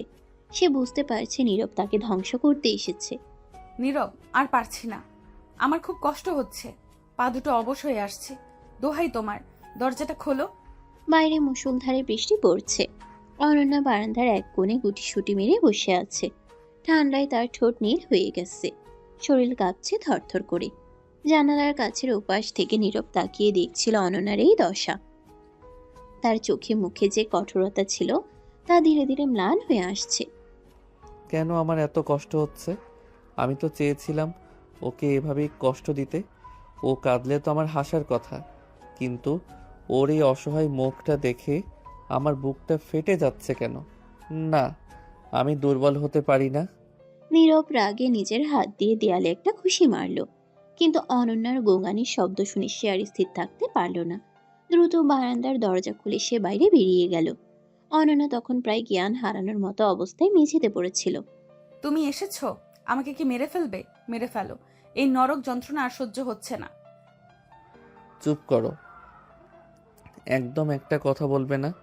তোমাকে মরতে দেওয়ার জন্য আমি বিয়ে করিনি। নীরব এক ঝটকায় অনন্যাকে পাজা কোলা করে তুলে নিল। অনন্যার ভেজা শরীর নীরবের বুকের সাথে লেপ্টে আছে। অনন্যা অবাক হয়ে দেখল যে নীরব একটু আগে তাকে বৃষ্টির মধ্যে ফেলে রেখেছিল, সেই নীরবের চোখ এখন জলে ভেজা। নীরব অনন্যাকে বিছানায় শুয়ে দিয়ে দ্রুত আলমারি থেকে একটা শুকনো তোয়ালে বের করলো। তুমি কি পাগল নীরব? এই তুমি আমাকে বৃষ্টির মধ্যে দাঁড় করালে, আবার এখন তুমি আমাকে কোলে তুলে নিলে। তুমি আসলে কি চাও? তোমার ভেতরে কি কোনো মানুষ আছে? আমি বলেছি না চুপ থাকতে। এখন যদি একটা কথা বলো, তবে আবার বাইরে ফেলে দিয়ে আসবো। নীরব খুব যত্ন করে অনন্যার ভেজা চুলগুলো মুছিয়ে দিতে লাগলো। তার হাত দুটো কাঁপছিল। সে ড্রয়ার থেকে একটা শুকনো কাপড় বের করে অনন্যার দিকে এগিয়ে দিল। অনন্যা অবাক হয়ে নীরবের দিকে তাকিয়ে আছে। নীরবের চোখে এখন আর সেই হিংস্রতা নেই, বরং সেখানে এক গভীর মায়া আর অপরাধবোধ খেলা করছে। তোমার চোখে জল কেন নীরব? তুমি তো প্রতিশোধ নিতে চেয়েছিলে। আমি কষ্ট পাচ্ছি দেখে তো তোমার খুশি হওয়ার কথা। কেন তুমি আমাকে যত্ন করছো? কেন আমাকে আবার বিছানায় নিয়ে এলে? কারণ আমি একটা জানোয়ার হতে চেয়েও হতে পারছি না। তোমাকে ঘৃণা করা আমার অধিকার, কিন্তু তোমার কষ্ট সহ্য করা আমার সাধ্যের বাইরে। নিজেকে অনেক শক্ত করতে চেয়েছিলাম অনন্যা, কিন্তু তোমার এক ফোঁটা চোখের জল আমার 7 বছরের জেদকে 1 সেকেন্ডে ধুলোয় মিশিয়ে দিচ্ছে। নীরব অনন্যার পায়ের কাছে বসে নিজের গরম হাত দিয়ে অনন্যার বরফ হয়ে যাওয়া পা দুটো ঘষতে শুরু করলো, যাতে শরীরে রক্ত চলাচল স্বাভাবিক হয়। অনন্যা পুরো থমকে গেল। সে ভাবতেও পারেনি এই অ্যাগ্রেসিভ ছেলেটা এতটাও নরম হতে পারে। নীরব, তুমি কি সত্যি আমার ভাইকে ঘৃণা করো, নাকি তুমি আমাকে ভালোবেসেও ঘৃণা করার নাটক করছো? তোমার এই যত্ন দেখে আমার সব গুলিয়ে যাচ্ছে। একবার মনে হয় তুমি আমার শত্রু, আবার মনে হয় তুমিই আমার সব। ওসব কথা এখন থাক। আমি কিচেন থেকে গরম দুধ নিয়ে আসছি, ওটা খেয়ে তুমি ঘুমিয়ে পড়বে। আর মনে রেখো অনন্যা, আমি তোমাকে ছাড়বো না, কিন্তু তোমাকে মরতেও দেব না। এই সাজাটা তোমার একার নয়, এটা আমারও। নীরব ঘর থেকে বেরিয়ে গেল। অনন্যা বিছানায় শুয়ে সিলিং এর দিকে তাকিয়ে রইল। সে বুঝতে পারছে না নীরবের আসল রূপ কোনটা। যে ছেলেটা কিছুক্ষণ আগে পশুর মতো আচরণ করছিল, সেই এখন মায়ের মতো যত্ন করছে। অনন্যার মনে হচ্ছে নীরব নিজেই নিজের সাথে যুদ্ধ করছে। তুমি সত্যি একটা পাগল নীরব। এই আগুনে তুমি আমাকে পোড়াতে চাও। সেই আগুনে তুমি নিজেও পুড়ছো। আমি জানি না কাল সকালে আমাদের এই সম্পর্কের মোড় কোন দিকে যাবে, কিন্তু আজকের এই যত্ন আমি সারা জীবন মনে রাখবো। কিছুক্ষণ পর নীরব গরম দুধের গ্লাস নিয়ে ঘরে ঢুকলো। সে নিজ হাতে অনন্যাকে দুধটা খাইয়ে দিল। অনন্যা এক দৃষ্টিতে নীরবের মুখের দিকে তাকিয়ে রইল। নীরবের কপালে চিন্তার ভাঁজ। অনন্যা হঠাৎ নীরবের হাতটা শক্ত করে ধরল। আমাকে ছেড়ে যাবে না তো নীরব? আমি জানি আমি ভুল করেছি, কিন্তু আমি তোমাকে হারাতে চাই না। তুমি আমাকে যতই শাস্তি দাও, দোহাই তোমার, আমাকে একা করে দিও না। তোমাকে ছেড়ে যাওয়ার ক্ষমতা থাকলে তো 7 বছর আগেই চলে যেতাম অনন্যা। ঘুমিয়ে পড়ো এখন, কাল অনেক কাজ বাকি আছে। তোমার বাবাকে বোঝাতে হবে যে আমি তোমার শত্রু নই, আমি তোমার রক্ষক। নীরব অনন্যার মাথায় হাত রেখে আলতো করে চুলে বিলি কেটে দিতে লাগলো। অনন্যা নীরবের হাতের স্পর্শে ধীরে ধীরে ঘুমের দেশে তলিয়ে গেল। নীরব সারা রাত অনন্যার পাশে বসে রইল। তার চোখে এক মুহূর্তের জন্য ঘুম এলো না। সকাল হয়ে গেছে। নীরব, আমি কি সারা রাত তোমার বুকেই মাথা দিয়ে ঘুমিয়েছিলাম? তুমি কি একটু ঘুমাওনি? তোমার চোখ তো লাল হয়ে আছে। ভোরের আলো জানালার পর্দা ভেদ করে ঘরে ঢুকছে। অনন্যা চোখ মেলে দেখল সে নীরবের খুব কাছে শুয়ে আছে। নীরবের একটা হাত এখনো অনন্যার মাথায় রাখা। নীরব গভীর চোখে অনন্যার দিকে তাকিয়ে আছে। রাতে সে অনন্যার যে যত্ন নিয়েছিল, সকাল হতেই সেই চোখে আবার আগের মতো জেদ ফিরে এসেছে। শরীরের তাপমাত্রা এখন ঠিক আছে তো অনন্যা? কাল রাতের যত্ন দেখে আবার ভেবো না যে আমি সব ভুলে গেছি। ওটা কেবল তোমার প্রতি আমার মায়া ছিল। এখন ওঠো, ফ্রেশ হয়ে নাও। তোমার বাবার সাথে আমার কিছু বোঝাপড়া বাকি আছে। তুমি আবার কেন শুরু করেছো নীরব? রাতে যখন আমাকে কপালে হাত দিয়ে জলপট্টি দিচ্ছিলে, তখন তো মনে হয়েছিল তুমি আমায় বড্ড ভালোবাসো। এখন আবার এই রুক্ষতা কেন? তুমি কেন নিজেকে এভাবে বদলে ফেলো বারবার? নিজেকে বদলাতে আমি বাধ্য হয়েছি অনন্যা। তুমি শুধু এইটুকু জানো যে আমি যা করছি তার পেছনে অনেক বড় একটা কারণ আছে। যাও, ফ্রেশ হয়ে নাও। আজ আমরা তোমার বাবার সেই পুরনো ডায়েরিটা খুলব। আজ অনেক সত্যি সামনে আসবে যা তুমি কল্পনাও করতে পারবে না। অনন্যা বেশ বিরক্ত আর অবাক হয়ে বাথরুমে চলে গেল। সে বুঝতে পারছে না নীরব কেন বারবার তার বাবার পুরনো ডায়েরি বা অতীতের কথা তুলছে। অনন্যা বেরিয়ে এসে দেখল নীরব ড্রেসিং টেবিলের সামনে দাঁড়িয়ে একটা ছোট্ট রূপার লকেট দেখছে। অনন্যা লকেটটা দেখা মাত্রই আর্তনাদ করে উঠল। এই লকেটটা তোমার কাছে কি করে এলো নীরব? এটা তো আমার মা আমাকে ছোটবেলায় দিয়েছিল। ওটা তো হারিয়ে গেছিল 7 বছর আগে। তুমি কি সত্যি আমার জীবনের সব খবর আগে থেকেই রাখো? শুধু খবর রাখি না অনন্যা, আমি তোমার ছায়ার চেয়েও বেশি তোমার কাছাকাছি ছিলাম। এই লকেটটা হারিয়ে যায়নি। ওটা তোমার বাবা আমার পরিবার থেকে কেড়ে নিয়েছিলেন। এই লকেটের ভেতর তোমার বাবার এক ভয়ঙ্কর সত্যি লুকিয়ে আছে। চলো আজ নিচে যাই, সবার সামনেই এই রহস্যের সমাধান হবে। তুমি আমার বাবাকে নিয়ে যা খুশি তাই বলছো নীরব। আমার বাবা একজন সৎ মানুষ। তুমি শুধু প্রতিশোধ নেওয়ার জন্য ওনাকে ছোট করছো। আমি এটা সহ্য করব না। এই লকেট আমার মায়ের স্মৃতি। এটা আমাকে ফিরিয়ে দাও। ফেরত দেওয়ার জন্যই তো ফিরে এসেছি অনন্যা। চলো ড্রয়িং রুমে যাই। আজ তুমি জানবে তোমার এই বিলাসিতা আর রাজপ্রাসাদ আসলে কত মানুষের চোখের জলের উপর দাঁড়িয়ে আছে। আজ তুমি তোমার বাবার আসল রূপ দেখবে। নীরব অনন্যার হাত শক্ত করে ধরে নিচে নিয়ে এলো। ড্রয়িং রুমে রহমান সাহেব খুব চিন্তিত মুখে বসে চা খাচ্ছিলেন। অনন্যা আর নীরবকে একসাথে হাত ধরে নিচে নামতে দেখে উনি সোজা হয়ে বসলেন। নীরবের হাতে লকেটটা দেখে রহমান সাহেবের হাতের কাপটা থরথর করে কাঁপতে শুরু করলো। নীরব, ওই ওই লকেটটা তুমি কোথায় পেলে? ওটা তো অনেক আগে হারিয়ে গেছিল অনন্যা। এই ছেলেটাকে আমার চোখের সামনে থেকে সরাও। ও আমাদের শান্তি কেড়ে নিতে এসেছে। হারিয়ে গিয়েছিল নাকি আপনি নিজে ওটা হাত সাফাই করেছিলেন আঙ্কেল? অনন্যাকে তো বলেছেন এটা ওর মায়ের স্মৃতি, কিন্তু আপনি কি অনন্যাকে বলেছেন এই লকেটটা আসলে আমার মায়ের ছিল।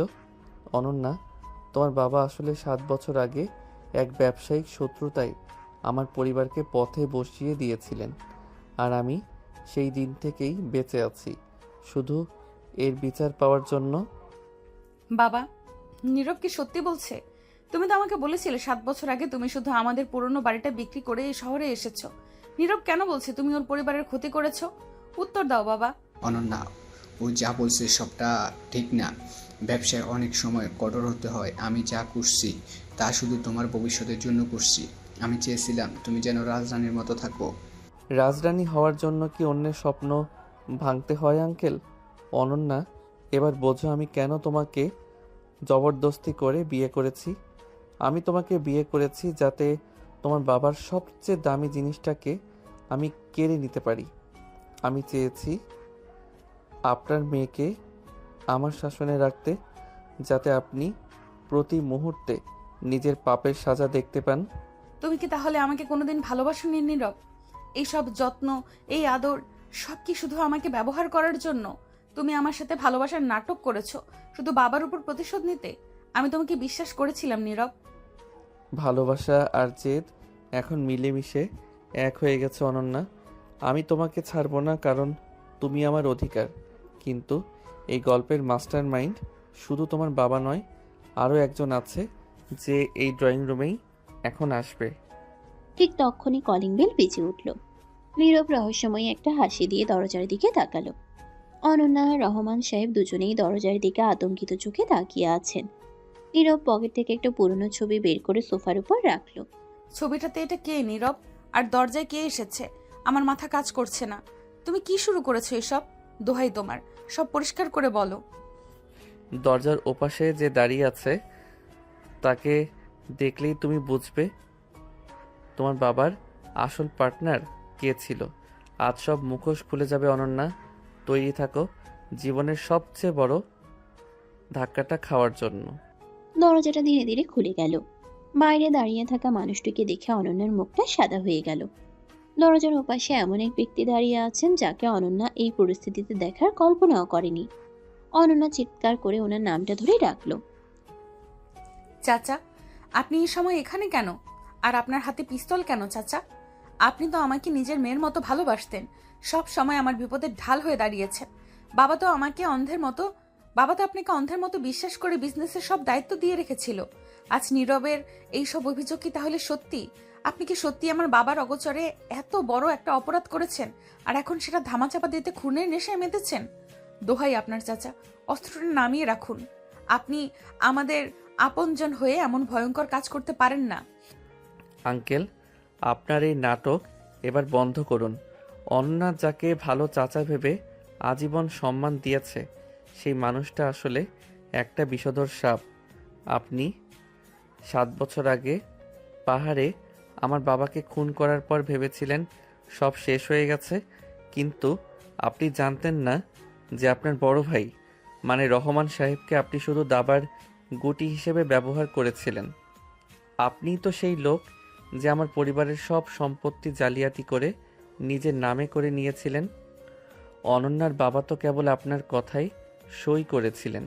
তিনি জানতেনই না যে তিনি তার বন্ধুর মৃত্যু পরোয়ানায় সই করছেন। এখন যখন সত্যিটা সামনে এসেছে, তখন আপনি নিজের ভাইকে মারতেও দ্বিধা করছেন না। আপনার সাহস তো কম না। চুপ করো নীরব, তুমি অনেক বেশি কথা বলছো।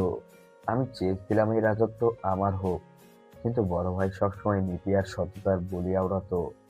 তোমার বাবা সব যখন জেনে গেল, তখন তাকে সরানো ছাড়া আমার আর কোনো পথ ছিল না। আমি এই বিশাল সাম্রাজ্য করেছি নিজের বুদ্ধিতে, আর বড় ভাই কেবল চেয়ারে বসে হুকুম চালিয়েছেন। অনন্যা, তুমি তো রাজধানী হয়ে থাকতে চেয়েছিলে, তাই না? আর যদি এই ছেলেটাকে আমি জ্যান্ত ছেড়ে দিই, তবে তোমার বাবার আমি দুজনেই জেলে পচবো। আমি সেটা হতে দেব না। আজ আমি তোমাদের কাউকে এই ঘর থেকে জ্যান্ত বের হতে দেব না। রক্তের দাগ রক্ত দিয়েই মুছতে হয়, আর আমি সেই কাজে অনেক আগে থেকে ওস্তাদ। আপনি এত নীচ হতে পারেন চাচা? আমার বাবা আপনাকে ছোটবেলা থেকে মানুষ করেছেন, নিজের চেয়েও বেশি বিশ্বাস করেছেন। আপনি শুধু টাকার লোভে নিজের ভাই আর ভাইয়ের বন্ধুকে শেষ করে দিতে চাইলেন। আমি আজ ঘৃণা করছি আপনার রক্ত আমার শরীরে বইছে বলে। আপনি ভাবছেন আপনি আমাদের মেরে পালিয়ে যাবেন? এই শহর, এই পুলিশ, এই সমাজ কি আপনাকে ছেড়ে দেবে? নীরব যা বলছে তা যদি সত্যি হয় তবে আমি আপনার বিরুদ্ধে প্রথম সাক্ষী দেব। আপনি যদি আমার বাবাকে ধোঁকা দিয়ে থাকেন তবে আপনার মতো খুনিকে আমি চাচা বলে পরিচয় দিতে চাই না। নামানুই পিস্তল, নইলে আমি নিজেই আপনার সামনে গিয়ে দাঁড়াবো। অনন্যা, ওর সামনে গিয়ে কোনো লাভ নেই। যার মনে দয়া মায়া নেই সে নিজের স্বার্থে সব করতে পারে। আসিফ সাহেব, আপনি কি ভেবেছেন আপনার এই পিস্তলের ভয়ে আমি পালিয়ে যাব? 7 বছর আগে আমি মরে গিয়েও ফিরে এসেছি শুধু আজকের এই দিনটার জন্য। আপনার প্রতিটি কুকীর্তির প্রমাণ আমার কাছে আছে। আপনি যে জালিয়াতি করে অনন্যার নামে থাকা শেয়ারগুলো নিজের নামে করার চেষ্টা করছিলেন তার সব ফাইল এখন পুলিশের হাতে। আমি আসার আগেই সব বন্দোবস্ত করে এসেছি। আপনি আজ একা নন, আপনার চারপাশ এখন ঘেরাও হয়ে গেছে। আপনার সময় শেষ আঙ্কেল। এবার হারের স্বাদ নেওয়ার জন্য তৈরি হন। হারের স্বাদ আমি নেব না নীরব, হারের স্বাদ তোমরা নেবে। আমি যদি শেষ হয়ে যাই তবে তোমাদের কাউকে সুখে থাকতে দেব না। বড় ভাই, আপনি কি এখনো চুপ করে থাকবেন? আপনার মেয়ে একটা রাস্তার ছেলের সাথে মিলে আপনার ভাইকে জেলে পাঠাতে চাইছে, আর আপনি পুতুলের মতো দাঁড়িয়ে দেখছেন। আপনি আদেশ দিন আপনার বডিগার্ডদের এই ছেলেটাকে যেন এখনই টুকরা টুকরা করে ফেলা হয়। অনন্যা, তুমি এখনো ছোট আছো, দুনিয়া বোঝো না। এই ছেলেটা তোমাকে ভালোবাসে না, ও শুধু আমাদের ধ্বংস করতে এসেছে।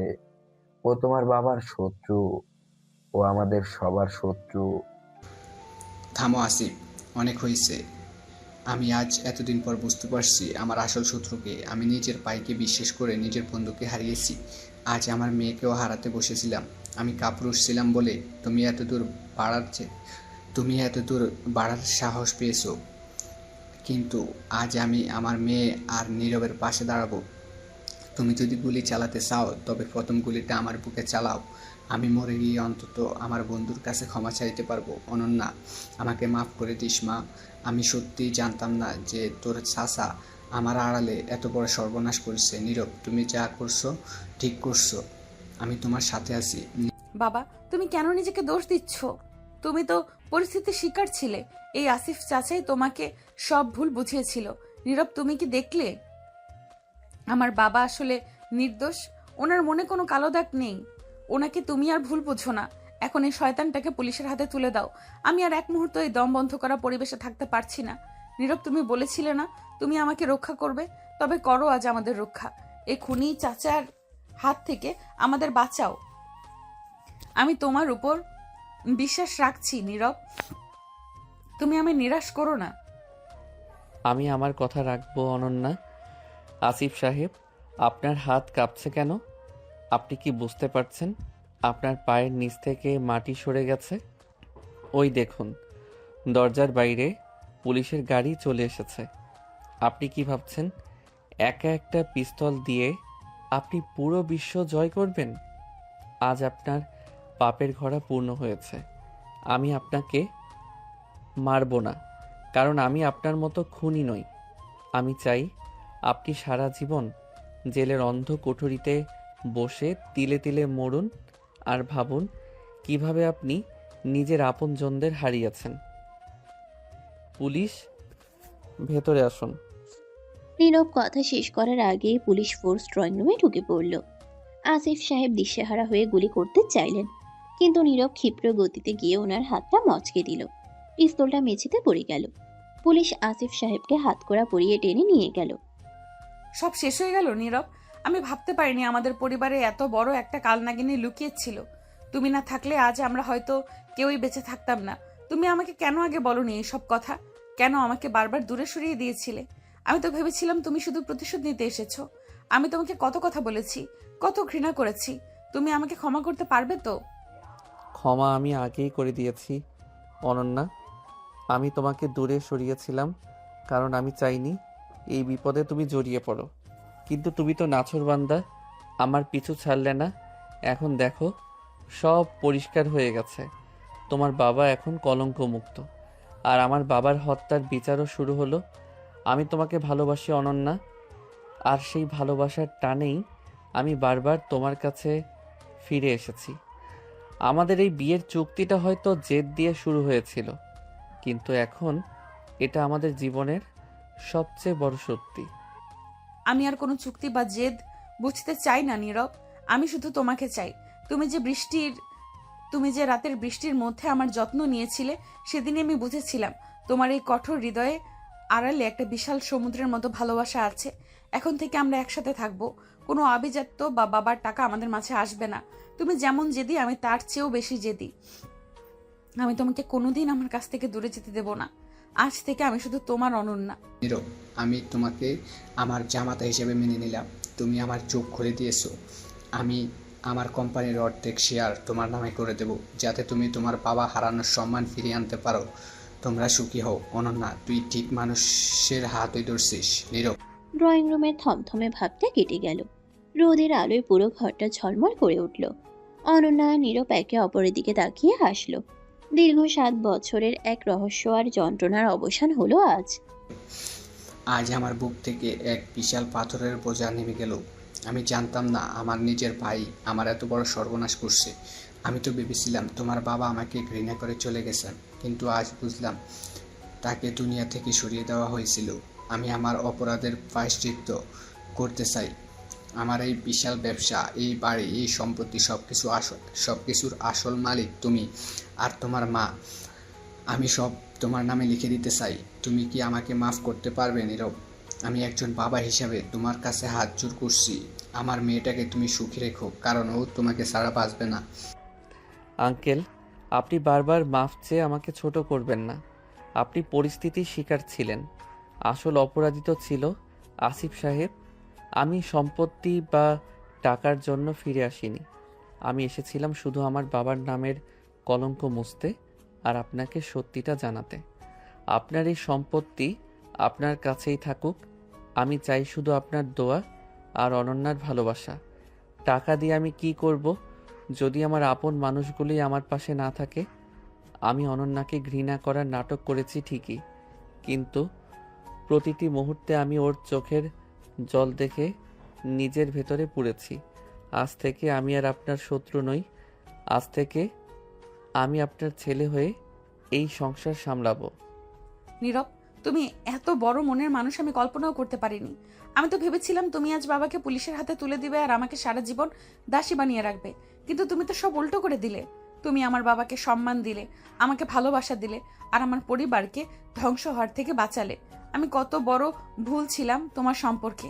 আমি তোমাকে রাস্তার ছেলে বলেছি, তোমার স্ট্যাটাস নিয়ে খোঁটা দিয়েছি, কিন্তু আজ বুঝতে পারছি তোমার হৃদয়ে আভিজাত্য আমার এই 7 তলা বাড়ির চেয়ে অনেক উঁচু, অনেক উঁচুতে। তুমি কি সত্যিই আমাকে এই সব কিছুর পরে আপন করে নেবে নীরব? আমি যে তোমাকে অনেক বেশি ভালোবেসে ফেলেছি। অনন্যা, তোমাকে আপন করে নেওয়ার জন্যই তো আমি এতগুলো বছর অপেক্ষা করেছি। তুমি যখন সেই বৃষ্টির রাতে কাঁদছিলে, তখন আমার খুব ইচ্ছে করছিল তোমাকে জড়িয়ে ধরে বলি যে আমি তোমাকে কতটা ভালোবাসি, কিন্তু আমার জেদ আমাকে আটকে রেখেছিল। আমি চেয়েছিলাম তুমি যেন আগে নিজের ভুল বুঝতে পারো। আভিজাত্য বা টাকা দিয়ে ভালোবাসা কেনা যায় না অনন্যা। ভালোবাসা অর্জিত হয় বিশ্বাস আর ত্যাগের বিনিময়ে। আজ থেকে আমাদের মাঝে কোনো দেয়াল নেই, কোনো বড়লোক গরিবের ভেদাভেদ নেই।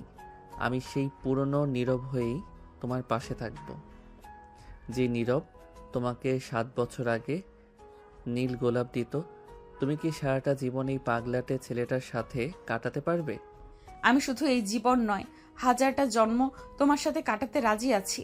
তুমি আমাকে যে শিক্ষা দিয়েছো তা আমি সারা জীবন মনে রাখবো। আমি আমার এই অহংকার আর আভিজাত্য আজ তোমার পায়ের কাছে বিসর্জন দিলাম। এখন থেকে আমি কোনো বড় লোকের মেয়ে নই, আমি শুধু তোমার স্ত্রী। আমরা একটা ছোট সংসার তৈরি করব, যেখানে শুধু আমাদের ভালোবাসা থাকবে। বাবা, তুমি কি দেখছো তোমার মেয়ে আজ পৃথিবীর সবচেয়ে সুখী মানুষ। নীরব, তুমি বলেছিলে না আমি তোমার শাসনে নিচে থাকবো? হ্যাঁ, আমি রাজি। তোমার ভালোবাসার শাসনে আমি সারা জীবন বন্দি থাকতে চাই। তুমি আজ থেকে আমার রাজা আর আমি তোমার রানী। তোদের এই মিলন দেখে আমার মনে হচ্ছে আমি আমার হারানো বন্ধুকে আবার ফিরে পেলাম। নীরব, তুই আজ থেকে এই বিজনেসের এমডি। আমি চাই তুই তোর বাবার সততা দিয়ে এই কোম্পানিকে আরও বড় করবি। আর অনন্যা, তুই আজ থেকে নীরবের ছায়া হয়ে থাকবি। তোরা দুজনে মিলে আমাদের এই কলঙ্কিত অতীতকে মুছে একটা সুন্দর ভবিষ্যৎ করবি। আমি কালই তোদের আনুষ্ঠানিকভাবে বিয়ের রিসেপশন দেব। সারা শহর জানবে যে আমার মেয়ে একজন সত্যিকারের রাজপুত্রের হাত ধরছে। তোদের ভালোবাসা যেন অমর হয়ে থাকে, এটাই আমার শেষ ইচ্ছা। ধন্যবাদ আঙ্কেল। আজ আমার মা অনেক খুশি হবেন। আমি ওনাকে এই বাড়িতে নিয়ে আসব। তিনি তার হারানো সম্মান আর ঘর ফিরে পাবেন। অনন্যা, তুমি কি তৈরি তো আমার মায়ের সেবা করতে? তিনি কিন্তু অনেক কড়া মানুষ। আমার মতো অত সহজে তোমাকে মাফ করবেন না। তবে আমি জানি তোমার এই মায়াভরা মুখ দেখলে তিনি সব ভুলে তোমাকে জড়িয়ে ধরবেন। চলো অনন্যা, আজ থেকে আমাদের নতুন এক গল্প শুরু হোক, যে গল্পে কোনো ভয় নেই, কোনো প্রতিশোধ নেই, আছে শুধু এক সমুদ্র পরিমাণ নীল ভালোবাসা। আমি তৈরি নীরব। তোমার মা মানে তো আমারও মা। আমি ওনাকে বুঝিয়ে দেব যে ওনার ছেলের পছন্দ একদম সেরা। আমি ওনার সব রাগ জল করে দেব। আর শোনো নীরব, তুমি কিন্তু সেই পুরনো বাইকটা বিক্রি করবে না। আমি প্রতিদিন ওই বাইকে করেই তোমার সাথে অফিসে যাব। সারা জীবন, সারা শহর দেখুক অনন্যা রহমান আজ একজন বাইক চালকের প্রেমে পাগল। আমাদের এই ভালোবাসা যেন সবার কাছে একটা উদাহরণ হয়ে থাকে। আমি তোমাকে অনেক ভালোবাসি নীরব। এই কথাটা প্রতিদিন তোমাকে 1000 বার বলবো। ড্রয়িং রুমের বিষাদময় পরিবেশ এখন হাসিতে ভরে উঠেছে। রহমান সাহেব 2 হাত তুলে পরম করুণাময়ের কাছে কৃতজ্ঞতা জানালেন। অনন্যা আর নীরব একে অপরের হাত শক্ত করে ধরল, যেন এই বাঁধন আর কোনোদিন আলগা হবে না। তাদের জীবনের কালো মেঘ কেটে গিয়ে এখন ফুরফুরে বাতাস বইছে। ভালোবাসা আর সততার কাছে শেষ পর্যন্ত প্রতিহিংসার পরাজয় হলো। অনন্যা আর নীরবের এক নতুন স্বপ্নের যাত্রা শুরু হলো। নীরব, তুমি কি সারা জীবন এভাবেই আমার উপর হুকুম চালিয়ে যাবে? আমি কি তোমার কেনা গোলাম? এখন আবার এই 7 সকালে আমাকে নিয়ে চলে যাচ্ছ? তুমি জানো আমার আজ অফিসে একটা ইম্পর্টেন্ট মিটিং আছে, অথচ তুমি আমাকে জোর করে একটা জরাজীর্ণ রিকশায় তুলে বসে আছো। আমার BMW গাড়িটা গ্যারেজে পড়ে আছে, আর আমি শহরে ধুলোবালি মেখে রিকশায় ঘুরছি। এটা ভাবলে আমার নিজেরই লজ্জা লাগছে। অনেক তো দামি গাড়িতে চড়ে এসির হাওয়া খেলে অনন্যা, আজ একটু খোলা আকাশের নিচে সাধারণ মানুষের মতো শ্বাস নিয়ে দেখো। তোমার ওই অফিসের মিটিংয়ের চেয়েও জরুরি একটা কাজ আছে আজ, আর লজ্জা পাওয়ার কিছু নেই। আমার পাশে বসে আছো, এটাই তোমার সবচেয়ে বড় স্ট্যাটাস হওয়া উচিত। চুপচাপ বসে থাকো আর চারপাশের প্রকৃতি দেখো। এই যে রিকশার হুড ফেলে দিয়ে আমরা যাচ্ছি, এই অনুভূতি কি তোমার ওই কাজ ঘেরা গাড়িতে পেতে? নীরব অনন্যার কথায় কান না দিয়ে রিকশা চালককে জোরে চালাতে বলল। অনন্যার আগে মুখ ফুলিয়ে বসে রইল ঠিকই, কিন্তু কিছুক্ষণ পর ফুরফুরে বাতাস যখন তার মুখে লাগলো, তার মেজাজটা একটু নরম হলো। সে আর চোখে নীরবের দিকে তাকালো। নীরবের চোখে এক শান্ত স্থিরতা, যা অনন্যাকে কেন জানি বারবার টানে। তুমি এমন কেন নীরব? কখনো তুমি বাঘের মতো গর্জন করো, আবার কখনো রিকশায় উঠে বাচ্চাদের মতো খুশি হও। গতকাল যখন তুমি চাচার উপর অতটা রেগেছিলে, তখন তোমাকে দেখে আমার বুক কাঁপছিল। অথচ আজ তোমাকে দেখে মনেই হচ্ছে না তুমি সেই একই মানুষ। তোমার ভেতরে আসলে কয়টা মানুষ বাস করে আমি মাঝে মধ্যে তোমাকে চিনতেই পারি না। মানুষের ভেতরে একটাই মানুষ থাকে অনন্যা, শুধু পরিস্থিতি থাকে আলাদা আলাদা রূপ দেয়। শুধু পরিস্থিতি তাকে আলাদা আলাদা রূপ দেয়। তুমি বড়লোকের আদরে মেয়ে বলে জীবনটাকে শুধু ওপর ওপর দেখছো। আমি তোমাকে মাটির কাছাকাছি নিয়ে আসতে চাই। এই যে দেখো রাস্তার ধারের এই ছোট দোকানটা, এখান থেকে আমরা এখন চা খাবো, নেমে এসো। নীরব রিকশা থামিয়ে অনন্যার হাত ধরে নামালো। রাস্তার ধারের একটা টং দোকানে বসে তারা মাটির ভারে চা দিতে বলল।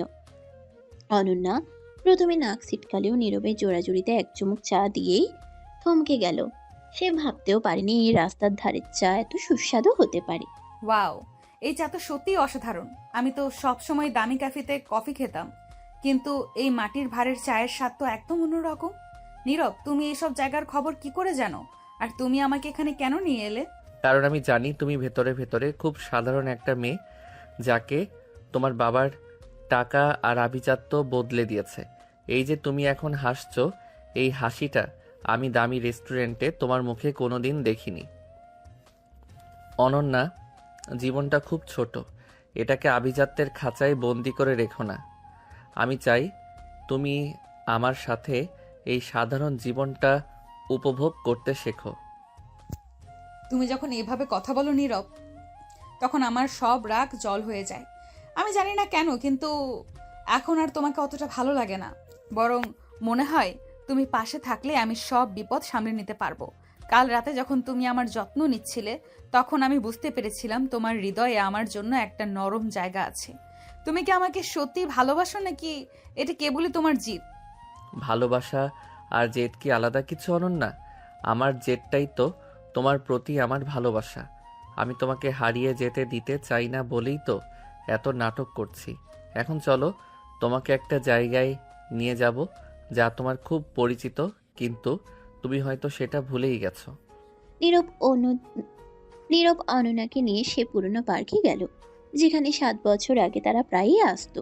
পার্কে সেই পুরনো বকুল গাছটা এখনো দাঁড়িয়ে আছে। অনন্যা গাছটা দেখা মাত্রই স্মৃতিকাতর হয়ে পড়ল।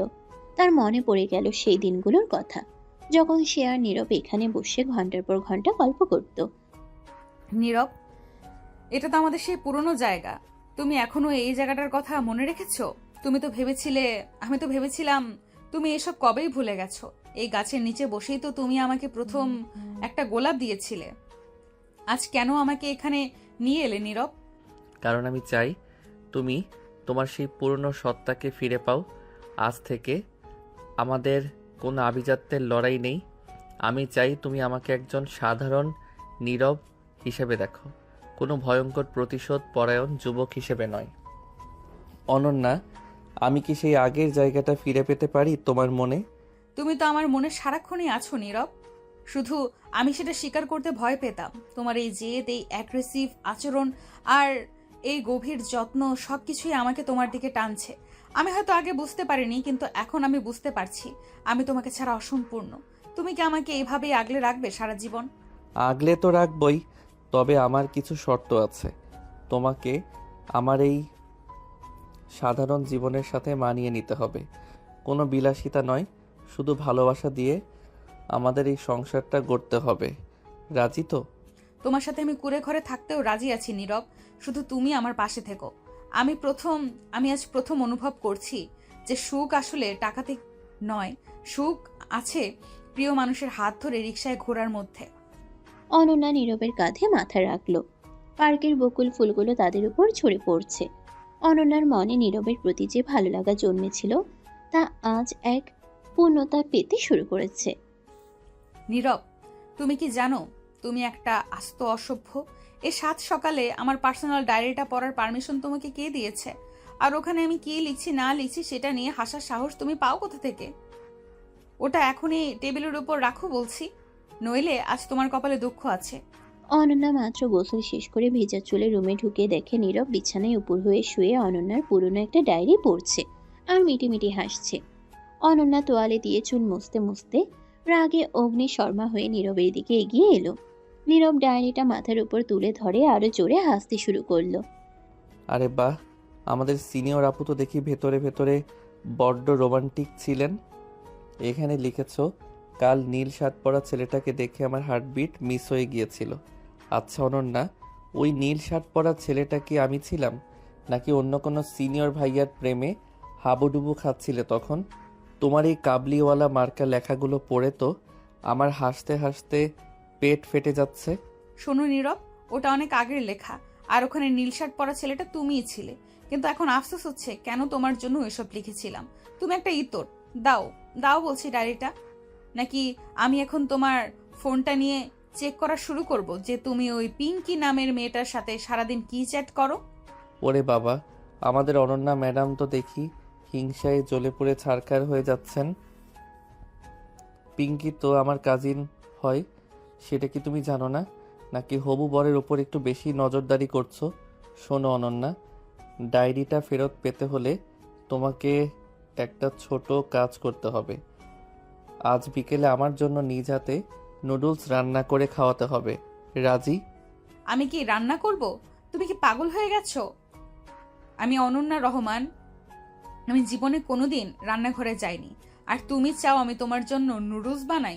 সরি মিস্টার, ওসব আমার দ্বারা হবে না। তুমি বরং ওই পিঙ্কিকেই বলো এসে রেঁধে দিতে। আমি আমার ডায়েরি ছাড়াই থাকতে পারবো, কিন্তু তোমার ওই আবদার পূরণ করতে পারবো না। আচ্ছা, তাহলে ডায়েরিটা আমি তোমার বাবার হাতে দিয়ে আসি, উনিও দেখুক। ওনার গুণবতী মেয়ে 7 বছর আগে কার জন্য কবিতা লিখত। ওনার বিজনেস পার্টনাররা শুনলে তো বেশ মজা পাবে, তাই না? নীরব দরজার দিকে হাঁটা দিতেই অনন্যা দৌড়ে গিয়ে নীরবের শার্টের কলার চেপে ধরল।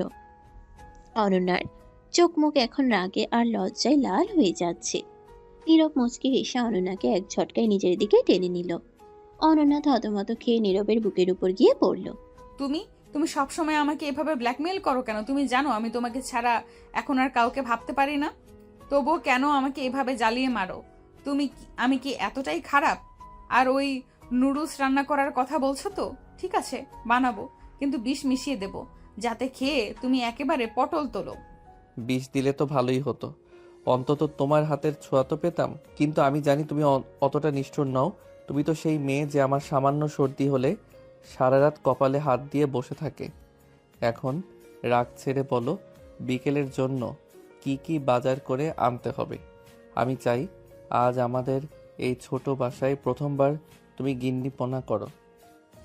বাজার করার দরকার নেই, ফ্রিজে সব আছে। আর শোনো নীরব, রান্নাটা যদি খারাপ হয় তবে তুমি কিন্তু হাসতে পারবে না। তোমাকে বলতে হবে এটা পৃথিবীর সেরা রান্না। যদি না বলো তবে আমি আজ রাতেই বাপের বাড়ি চলে যাব। আর হ্যাঁ, রান্নার সময় তুমি কিন্তু আমাকে হেল্প করবে। একা একা আমি কিছুই পারবো না। হেল্প নয়, আমি বরং তোমার পাশে দাঁড়িয়ে তোমার ওই ঘেমে যাওয়া মুখটা দেখব। জানো অনন্যা, তোমাকে যখন রান্নাঘরের গরমে মুখটা লাল করে দাঁড়িয়ে থাকতে দেখব, তখন তোমাকে আরও বেশি কিউট লাগবে। আমার এই অ্যাগ্রেসিভ ভালোবাসার মাঝে এই টক ঝাল মিষ্টি মুহূর্তগুলোই তো আসল সম্পদ। তুমি একটা ফাজিল, সবসময় ন্যাকামি করো। আচ্ছা নীরব, তুমি তো বলেছিলে আমি বড়লোকের মেয়ে বলে অনেক দেমাগী। এখন কি তোমার মনে হয় না আমি বদলে গেছি? আমি তো এখন তোমার সাথে রিকশায় ঘুরি, রাস্তায় চা খাই, এমনকি রান্না করার চিন্তাও করছি। আমার এই বদলটা কি তোমার ভালো লাগে? শুধু ভালো লাগে না অনন্যা, আমি তোমাকে নতুন করে ভালোবেসে ফেলেছি। তোমার এই সহজ রূপটাই তো আমি দেখতে চেয়েছিলাম। টাকা তো সবারই থাকে, কিন্তু মনের মিল সবার হয় না। আমি চাই আমাদের এই দুষ্টু মিষ্টি ভালোবাসা এভাবেই চলুক। কোনো আভিজাত্য বা বাবার ইজ্জতের ভয় যেন আমাদের মাঝে আর না আসে। অনন্যা নীরবের বুকে মাথা রাখল। নীরবের হৃদয় স্পন্দন সে স্পষ্ট শুনতে পাচ্ছে। বাইরে হালকা বৃষ্টি শুরু হয়েছে। অনন্যা বুঝতে পারছে নিজে জীবনের আসল সুখ আসলে দামি শাড়ি বা বিশাল অট্টালিকায় নেই। সুখ আছে এই ছোট ছোট খুনসুটি আর ভালোবাসার মাঝে। সে মনে মনে ঠিক করলো আজ সে সত্যি নীরবের জন্য সেরা রান্নাটা করবে। নীরব, চলো কিচেনে যাই। আমি এখনই শুরু করতে চাই। তুমি বরং ডায়েরিটা ওখানেই রেখে দাও। আর হ্যাঁ, আজ রান্না শেষে আমাকে একটা গিফট দিতে হবে, মনে থাকবে তো? গিফট? কি গিফট চাই তোমার? হীরা জহরত নাকি দামি কোনো শাড়ি? ওসব কিছুই না, তুমি শুধু আজ বিকেলে আমাকে আবার সেই বকুল তলায় নিয়ে যাবে আর নিজ হাতে একগুচ্ছ বকুল ফুল আমার চুলে গুজে দেবে। পারবে তো? এ তো আমার পরম পাওয়া। চলো আমার রান্নাবতী রানী, আজ তোমার হাতের জাদু দেখার অপেক্ষায় থাকলাম। নীরব আর অনন্যা হাসতে হাসতে কিচেনের দিকে গেল। তাদের এই মিষ্টি ভালোবাসার গল্পটা আজ এক নতুন পূর্ণতা পেল। চারপাশে সব জটিলতা যেন আজ এই এক চিলতে সুখের কাছে হেরে গেছে। নীরব, তুমি কি মানুষ নাকি একটা আস্ত শয়তান? আমি এখানে কষ্ট করে নুডলস রান্না করছি আর তুমি পেছন থেকে এসে আমার চুলের বেনিটা খুলে দিলে। এই দেখো, সব চুল এখন মশলার বাটিতে পড়ে যাচ্ছে। তোমাকে বলেছিলাম না রান্না করে আমাকে হেল্প করতে। হেল্প করো তো দূরের কথা, তুমি তো আমার কাজ আরো বাড়িয়ে দিচ্ছ। যাও এখান থেকে, আজ তোমাকে আমি কিচ্ছু খেতে দেবো না। অনন্যা রান্নাঘরে দাঁড়িয়ে খুন্তি নাড়ছে আর ঘামছে। নীরব দরজায় হেলান দিয়ে দাঁড়িয়ে মিটিমিটি হাসছে। অনন্যার কপালে জমে থাকা ঘাম আর আগুনের তাপে লাল হয়ে যাওয়া মুখটা দেখে নীরবের খুব মায়া লাগছে। আবার দুষ্টুমি করতেও ইচ্ছে করছে। নীরব ধীর পায়ে এগিয়ে গিয়ে পিছন থেকে অনন্যার কোমর জড়িয়ে ধরল। রাগী বউদের রান্না নাকি খুব স্বাদ হয়, আজ তার প্রমাণ পাবো। আর চুল খুলে দিয়েছি কারণ তোমাকে এই এলোকেশী রূপেই বেশি সুন্দর লাগে। রান্নার মশলার চেয়ে তোমার গায়ের ঘ্রাণ আমাকে বেশি টানে অনন্যা। তুমি কি জানো এই মুহূর্তে তোমাকে ঠিক কতটা মোহনীয় লাগছে? মনে হচ্ছে কোনো এক রূপকথার রানী ভুল করে আমার এই ছোট্ট কিচেনে ঢুকে পড়েছে। রাখো তোমার ওসব কবি কবি কথা। তেল ছিটে আমার হাতে লেগেছে, সেটা কি তোমার চোখে পড়ছে না? তুমি শুধু পারো আমাকে জ্বালাতে। শোনো নীরব, আমি কিন্তু এখনো তোমার উপর রেগে আছি। কাল রাতে তুমি আমার পারমিশন ছাড়া কেন আমার ফোন থেকে তোমার ওই পিঙ্কি কাজিনকে ব্লক করে দিলে? ওটা তো আমার পার্সোনাল ম্যাটার ছিল। তুমি কি ভাবো আমি এখনো সেই আগের অবুঝ মেয়েটাই আছি? পিঙ্কিকে ব্লক করেছি কারণ ও তোমাকে আজে বাজে কথা বলছিল। আমি থাকতে আমার বউকে কেউ ছোট করে কথা বলবে, সেটা আমি সহ্য করব না। আর পার্সোনাল ম্যাটার বলে আমাদের মাঝে কিছু নেই অনন্যা। তুমি যা, আমিও তা। এখন এই ঝগড়া থামিয়ে নুডলসটা প্লেটে বারো তো। পেটে একদম ইঁদুর দৌড়াচ্ছে। যদি স্বাদ না হয় তবে কিন্তু আজ রাতে তোমার শাস্তি হবে। কিসের শাস্তি শুনি? তুমি কি আবার আমাকে এই বৃষ্টির মধ্যে দাঁড় করিয়ে রাখবে? ওসব পুরনো টেকনিক আর চলবে না মিস্টার। এখন আমি জানি তোমাকে কিভাবে কাবু করতে হয়। রান্না শেষ, এখন টেবিলে গিয়ে বসো। আর হ্যাঁ, খেয়ে যদি একটাও খুদ ধরো তবে আজ থেকে 1 সপ্তাহ তোমার সাথে আড়ি। একদম কথা বলবো না তোমার সাথে। নীরব আর অনন্যা ডাইনিং টেবিলে বসে খাওয়া শুরু করলো। অনন্যা খুব উৎসুক হয়ে নীরবের মুখের দিকে তাকিয়ে আছে। নীরব 1 চামচ মুখে দিয়ে চোখ বন্ধ করে গম্ভীর হয়ে রইল। অনন্যার বুক ধকধক করছে। সে ভাবছে হয়তো রান্নাটা খুব খারাপ হয়েছে। কি হলো নীরব? কিছু তো বলো। নুন বেশি হয়েছে নাকি ঝাল? কথা বলছো না কেন? একদম মুখ কালো হয়ে আছে যে। অনন্যা, তুমি তো দেখি জাদুকর। আমি ভেবেছিলাম তুমি সব পুড়িয়ে ছারখার করে দেবে, কিন্তু এটা তো রেস্টুরেন্টের শেফদের চেয়েও ভালো হয়েছে। তুমি কি সত্যি প্রথমবার রান্না করলে, নাকি তলে তলে আগে থেকেই প্র্যাকটিস করতে? উফ, আমার তো বিশ্বাসই হচ্ছে না আমি এত স্বাদের রান্না খাচ্ছি। সত্যি বলছো তো, নাকি আমাকে পাম দিচ্ছ? ইস, আমি তো ভয়েই মরে যাচ্ছিলাম। দেখো নীরব, আমি তোমার জন্য কত কি করতে পারি। শুধু তুমি আমার সাথে একটু মিষ্টি করে কথা বলবে। আমি যখন ওই অ্যাগ্রেসিভ লুকটা নিয়ে তুমি যখন ওই অ্যাগ্রেসিভ লুকটা নিয়ে আমার দিকে তাকাও, তখন আমার খুব ভয় লাগে। আমি চাই আমার স্বামী সবসময় হাসি খুশি থাকুক। আমার ওই অ্যাগ্রেসিভ রূপটা ছিল তোমাকে পাওয়ার জন্য, আর এখন এই শান্ত রূপটা তোমাকে সারা জীবন আগলে রাখার জন্য। খাওয়া তো শেষ, এখন চলো বেলকনিতে যাই।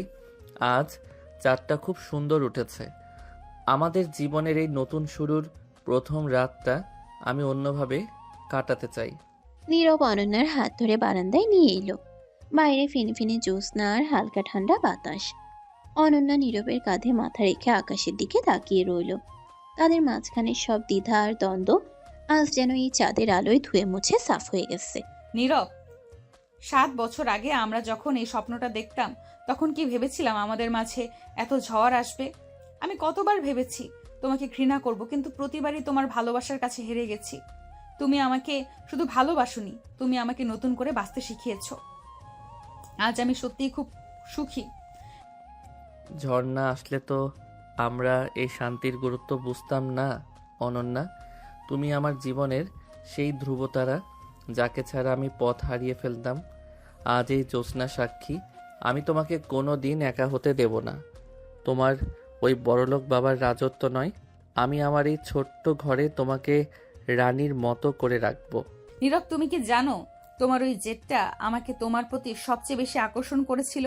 তোমার ওই শাসন, ওই ভালোবাসা, সব কিছুই আমার খুব আপন মনে হয়। আজ রাতে আমার আর কোনো চাওয়া নেই, শুধু চাই তুমি এভাবেই সারা জীবন আমার হাতটা ধরে থেকো। নীরব অনন্যার চিবুক ধরে নিজের দিকে মুখটা তুলল। অনন্যার চোখে তখন ভালোবাসার জল টলমল করছে। নীরব আলতো করে অনন্যার কপালে একটা চুমু খেলো। সেই স্পর্শে অনন্যার শরীরের ভেতর দিয়ে একটা বিদ্যুৎ খেলে গেল। সে বুঝতে পারল দীর্ঘ প্রতীক্ষার পর আজ তারা সত্যি এক হয়েছে। অনেক কথা হলো অনন্যা, এবার একটু নীরবতা আসুক। আমাদের এই মিলন যেন কোনোদিন শেষ না হয়। আমি তোমাকে ভালোবাসি, আমার জীবনের শেষ নিঃশ্বাস পর্যন্ত ভালোবাসবো। আমিও তোমাকে অনেক ভালোবাসি নীরব। তুমি আমার জীবন, তুমি আমার সব। চলো আজ আমাদের এই সুন্দর রাতটাকে চিরস্মরণীয় করে রাখি। নীরব অনন্যাকে পাজা কোলা করে তুলে নিল এবং ঘরের ভেতরে নিয়ে এলো। জানালার পর্দাগুলো বাতাসের দোলায় নাচছে। অনন্যা নীরবের গলা জড়িয়ে ধরে তার চোখের দিকে তাকিয়ে আছে, যেখানে আজ শুধু প্রেম আর গভীর মমতা। সব ঝগড়া, সব মান অভিমান আর সব বাধা পেরিয়ে আজ তারা এক মধুর মিলনে লীন হলো। রাত বাড়ে, কিন্তু তাদের ভালোবাসার গল্পটা যেন কেবল শুরু হলো। এই পৃথিবীর সব কোলাহল থেকে দূরে তারা একে অপরের মাঝে খুঁজে পেল এক পরম স্বর্গ।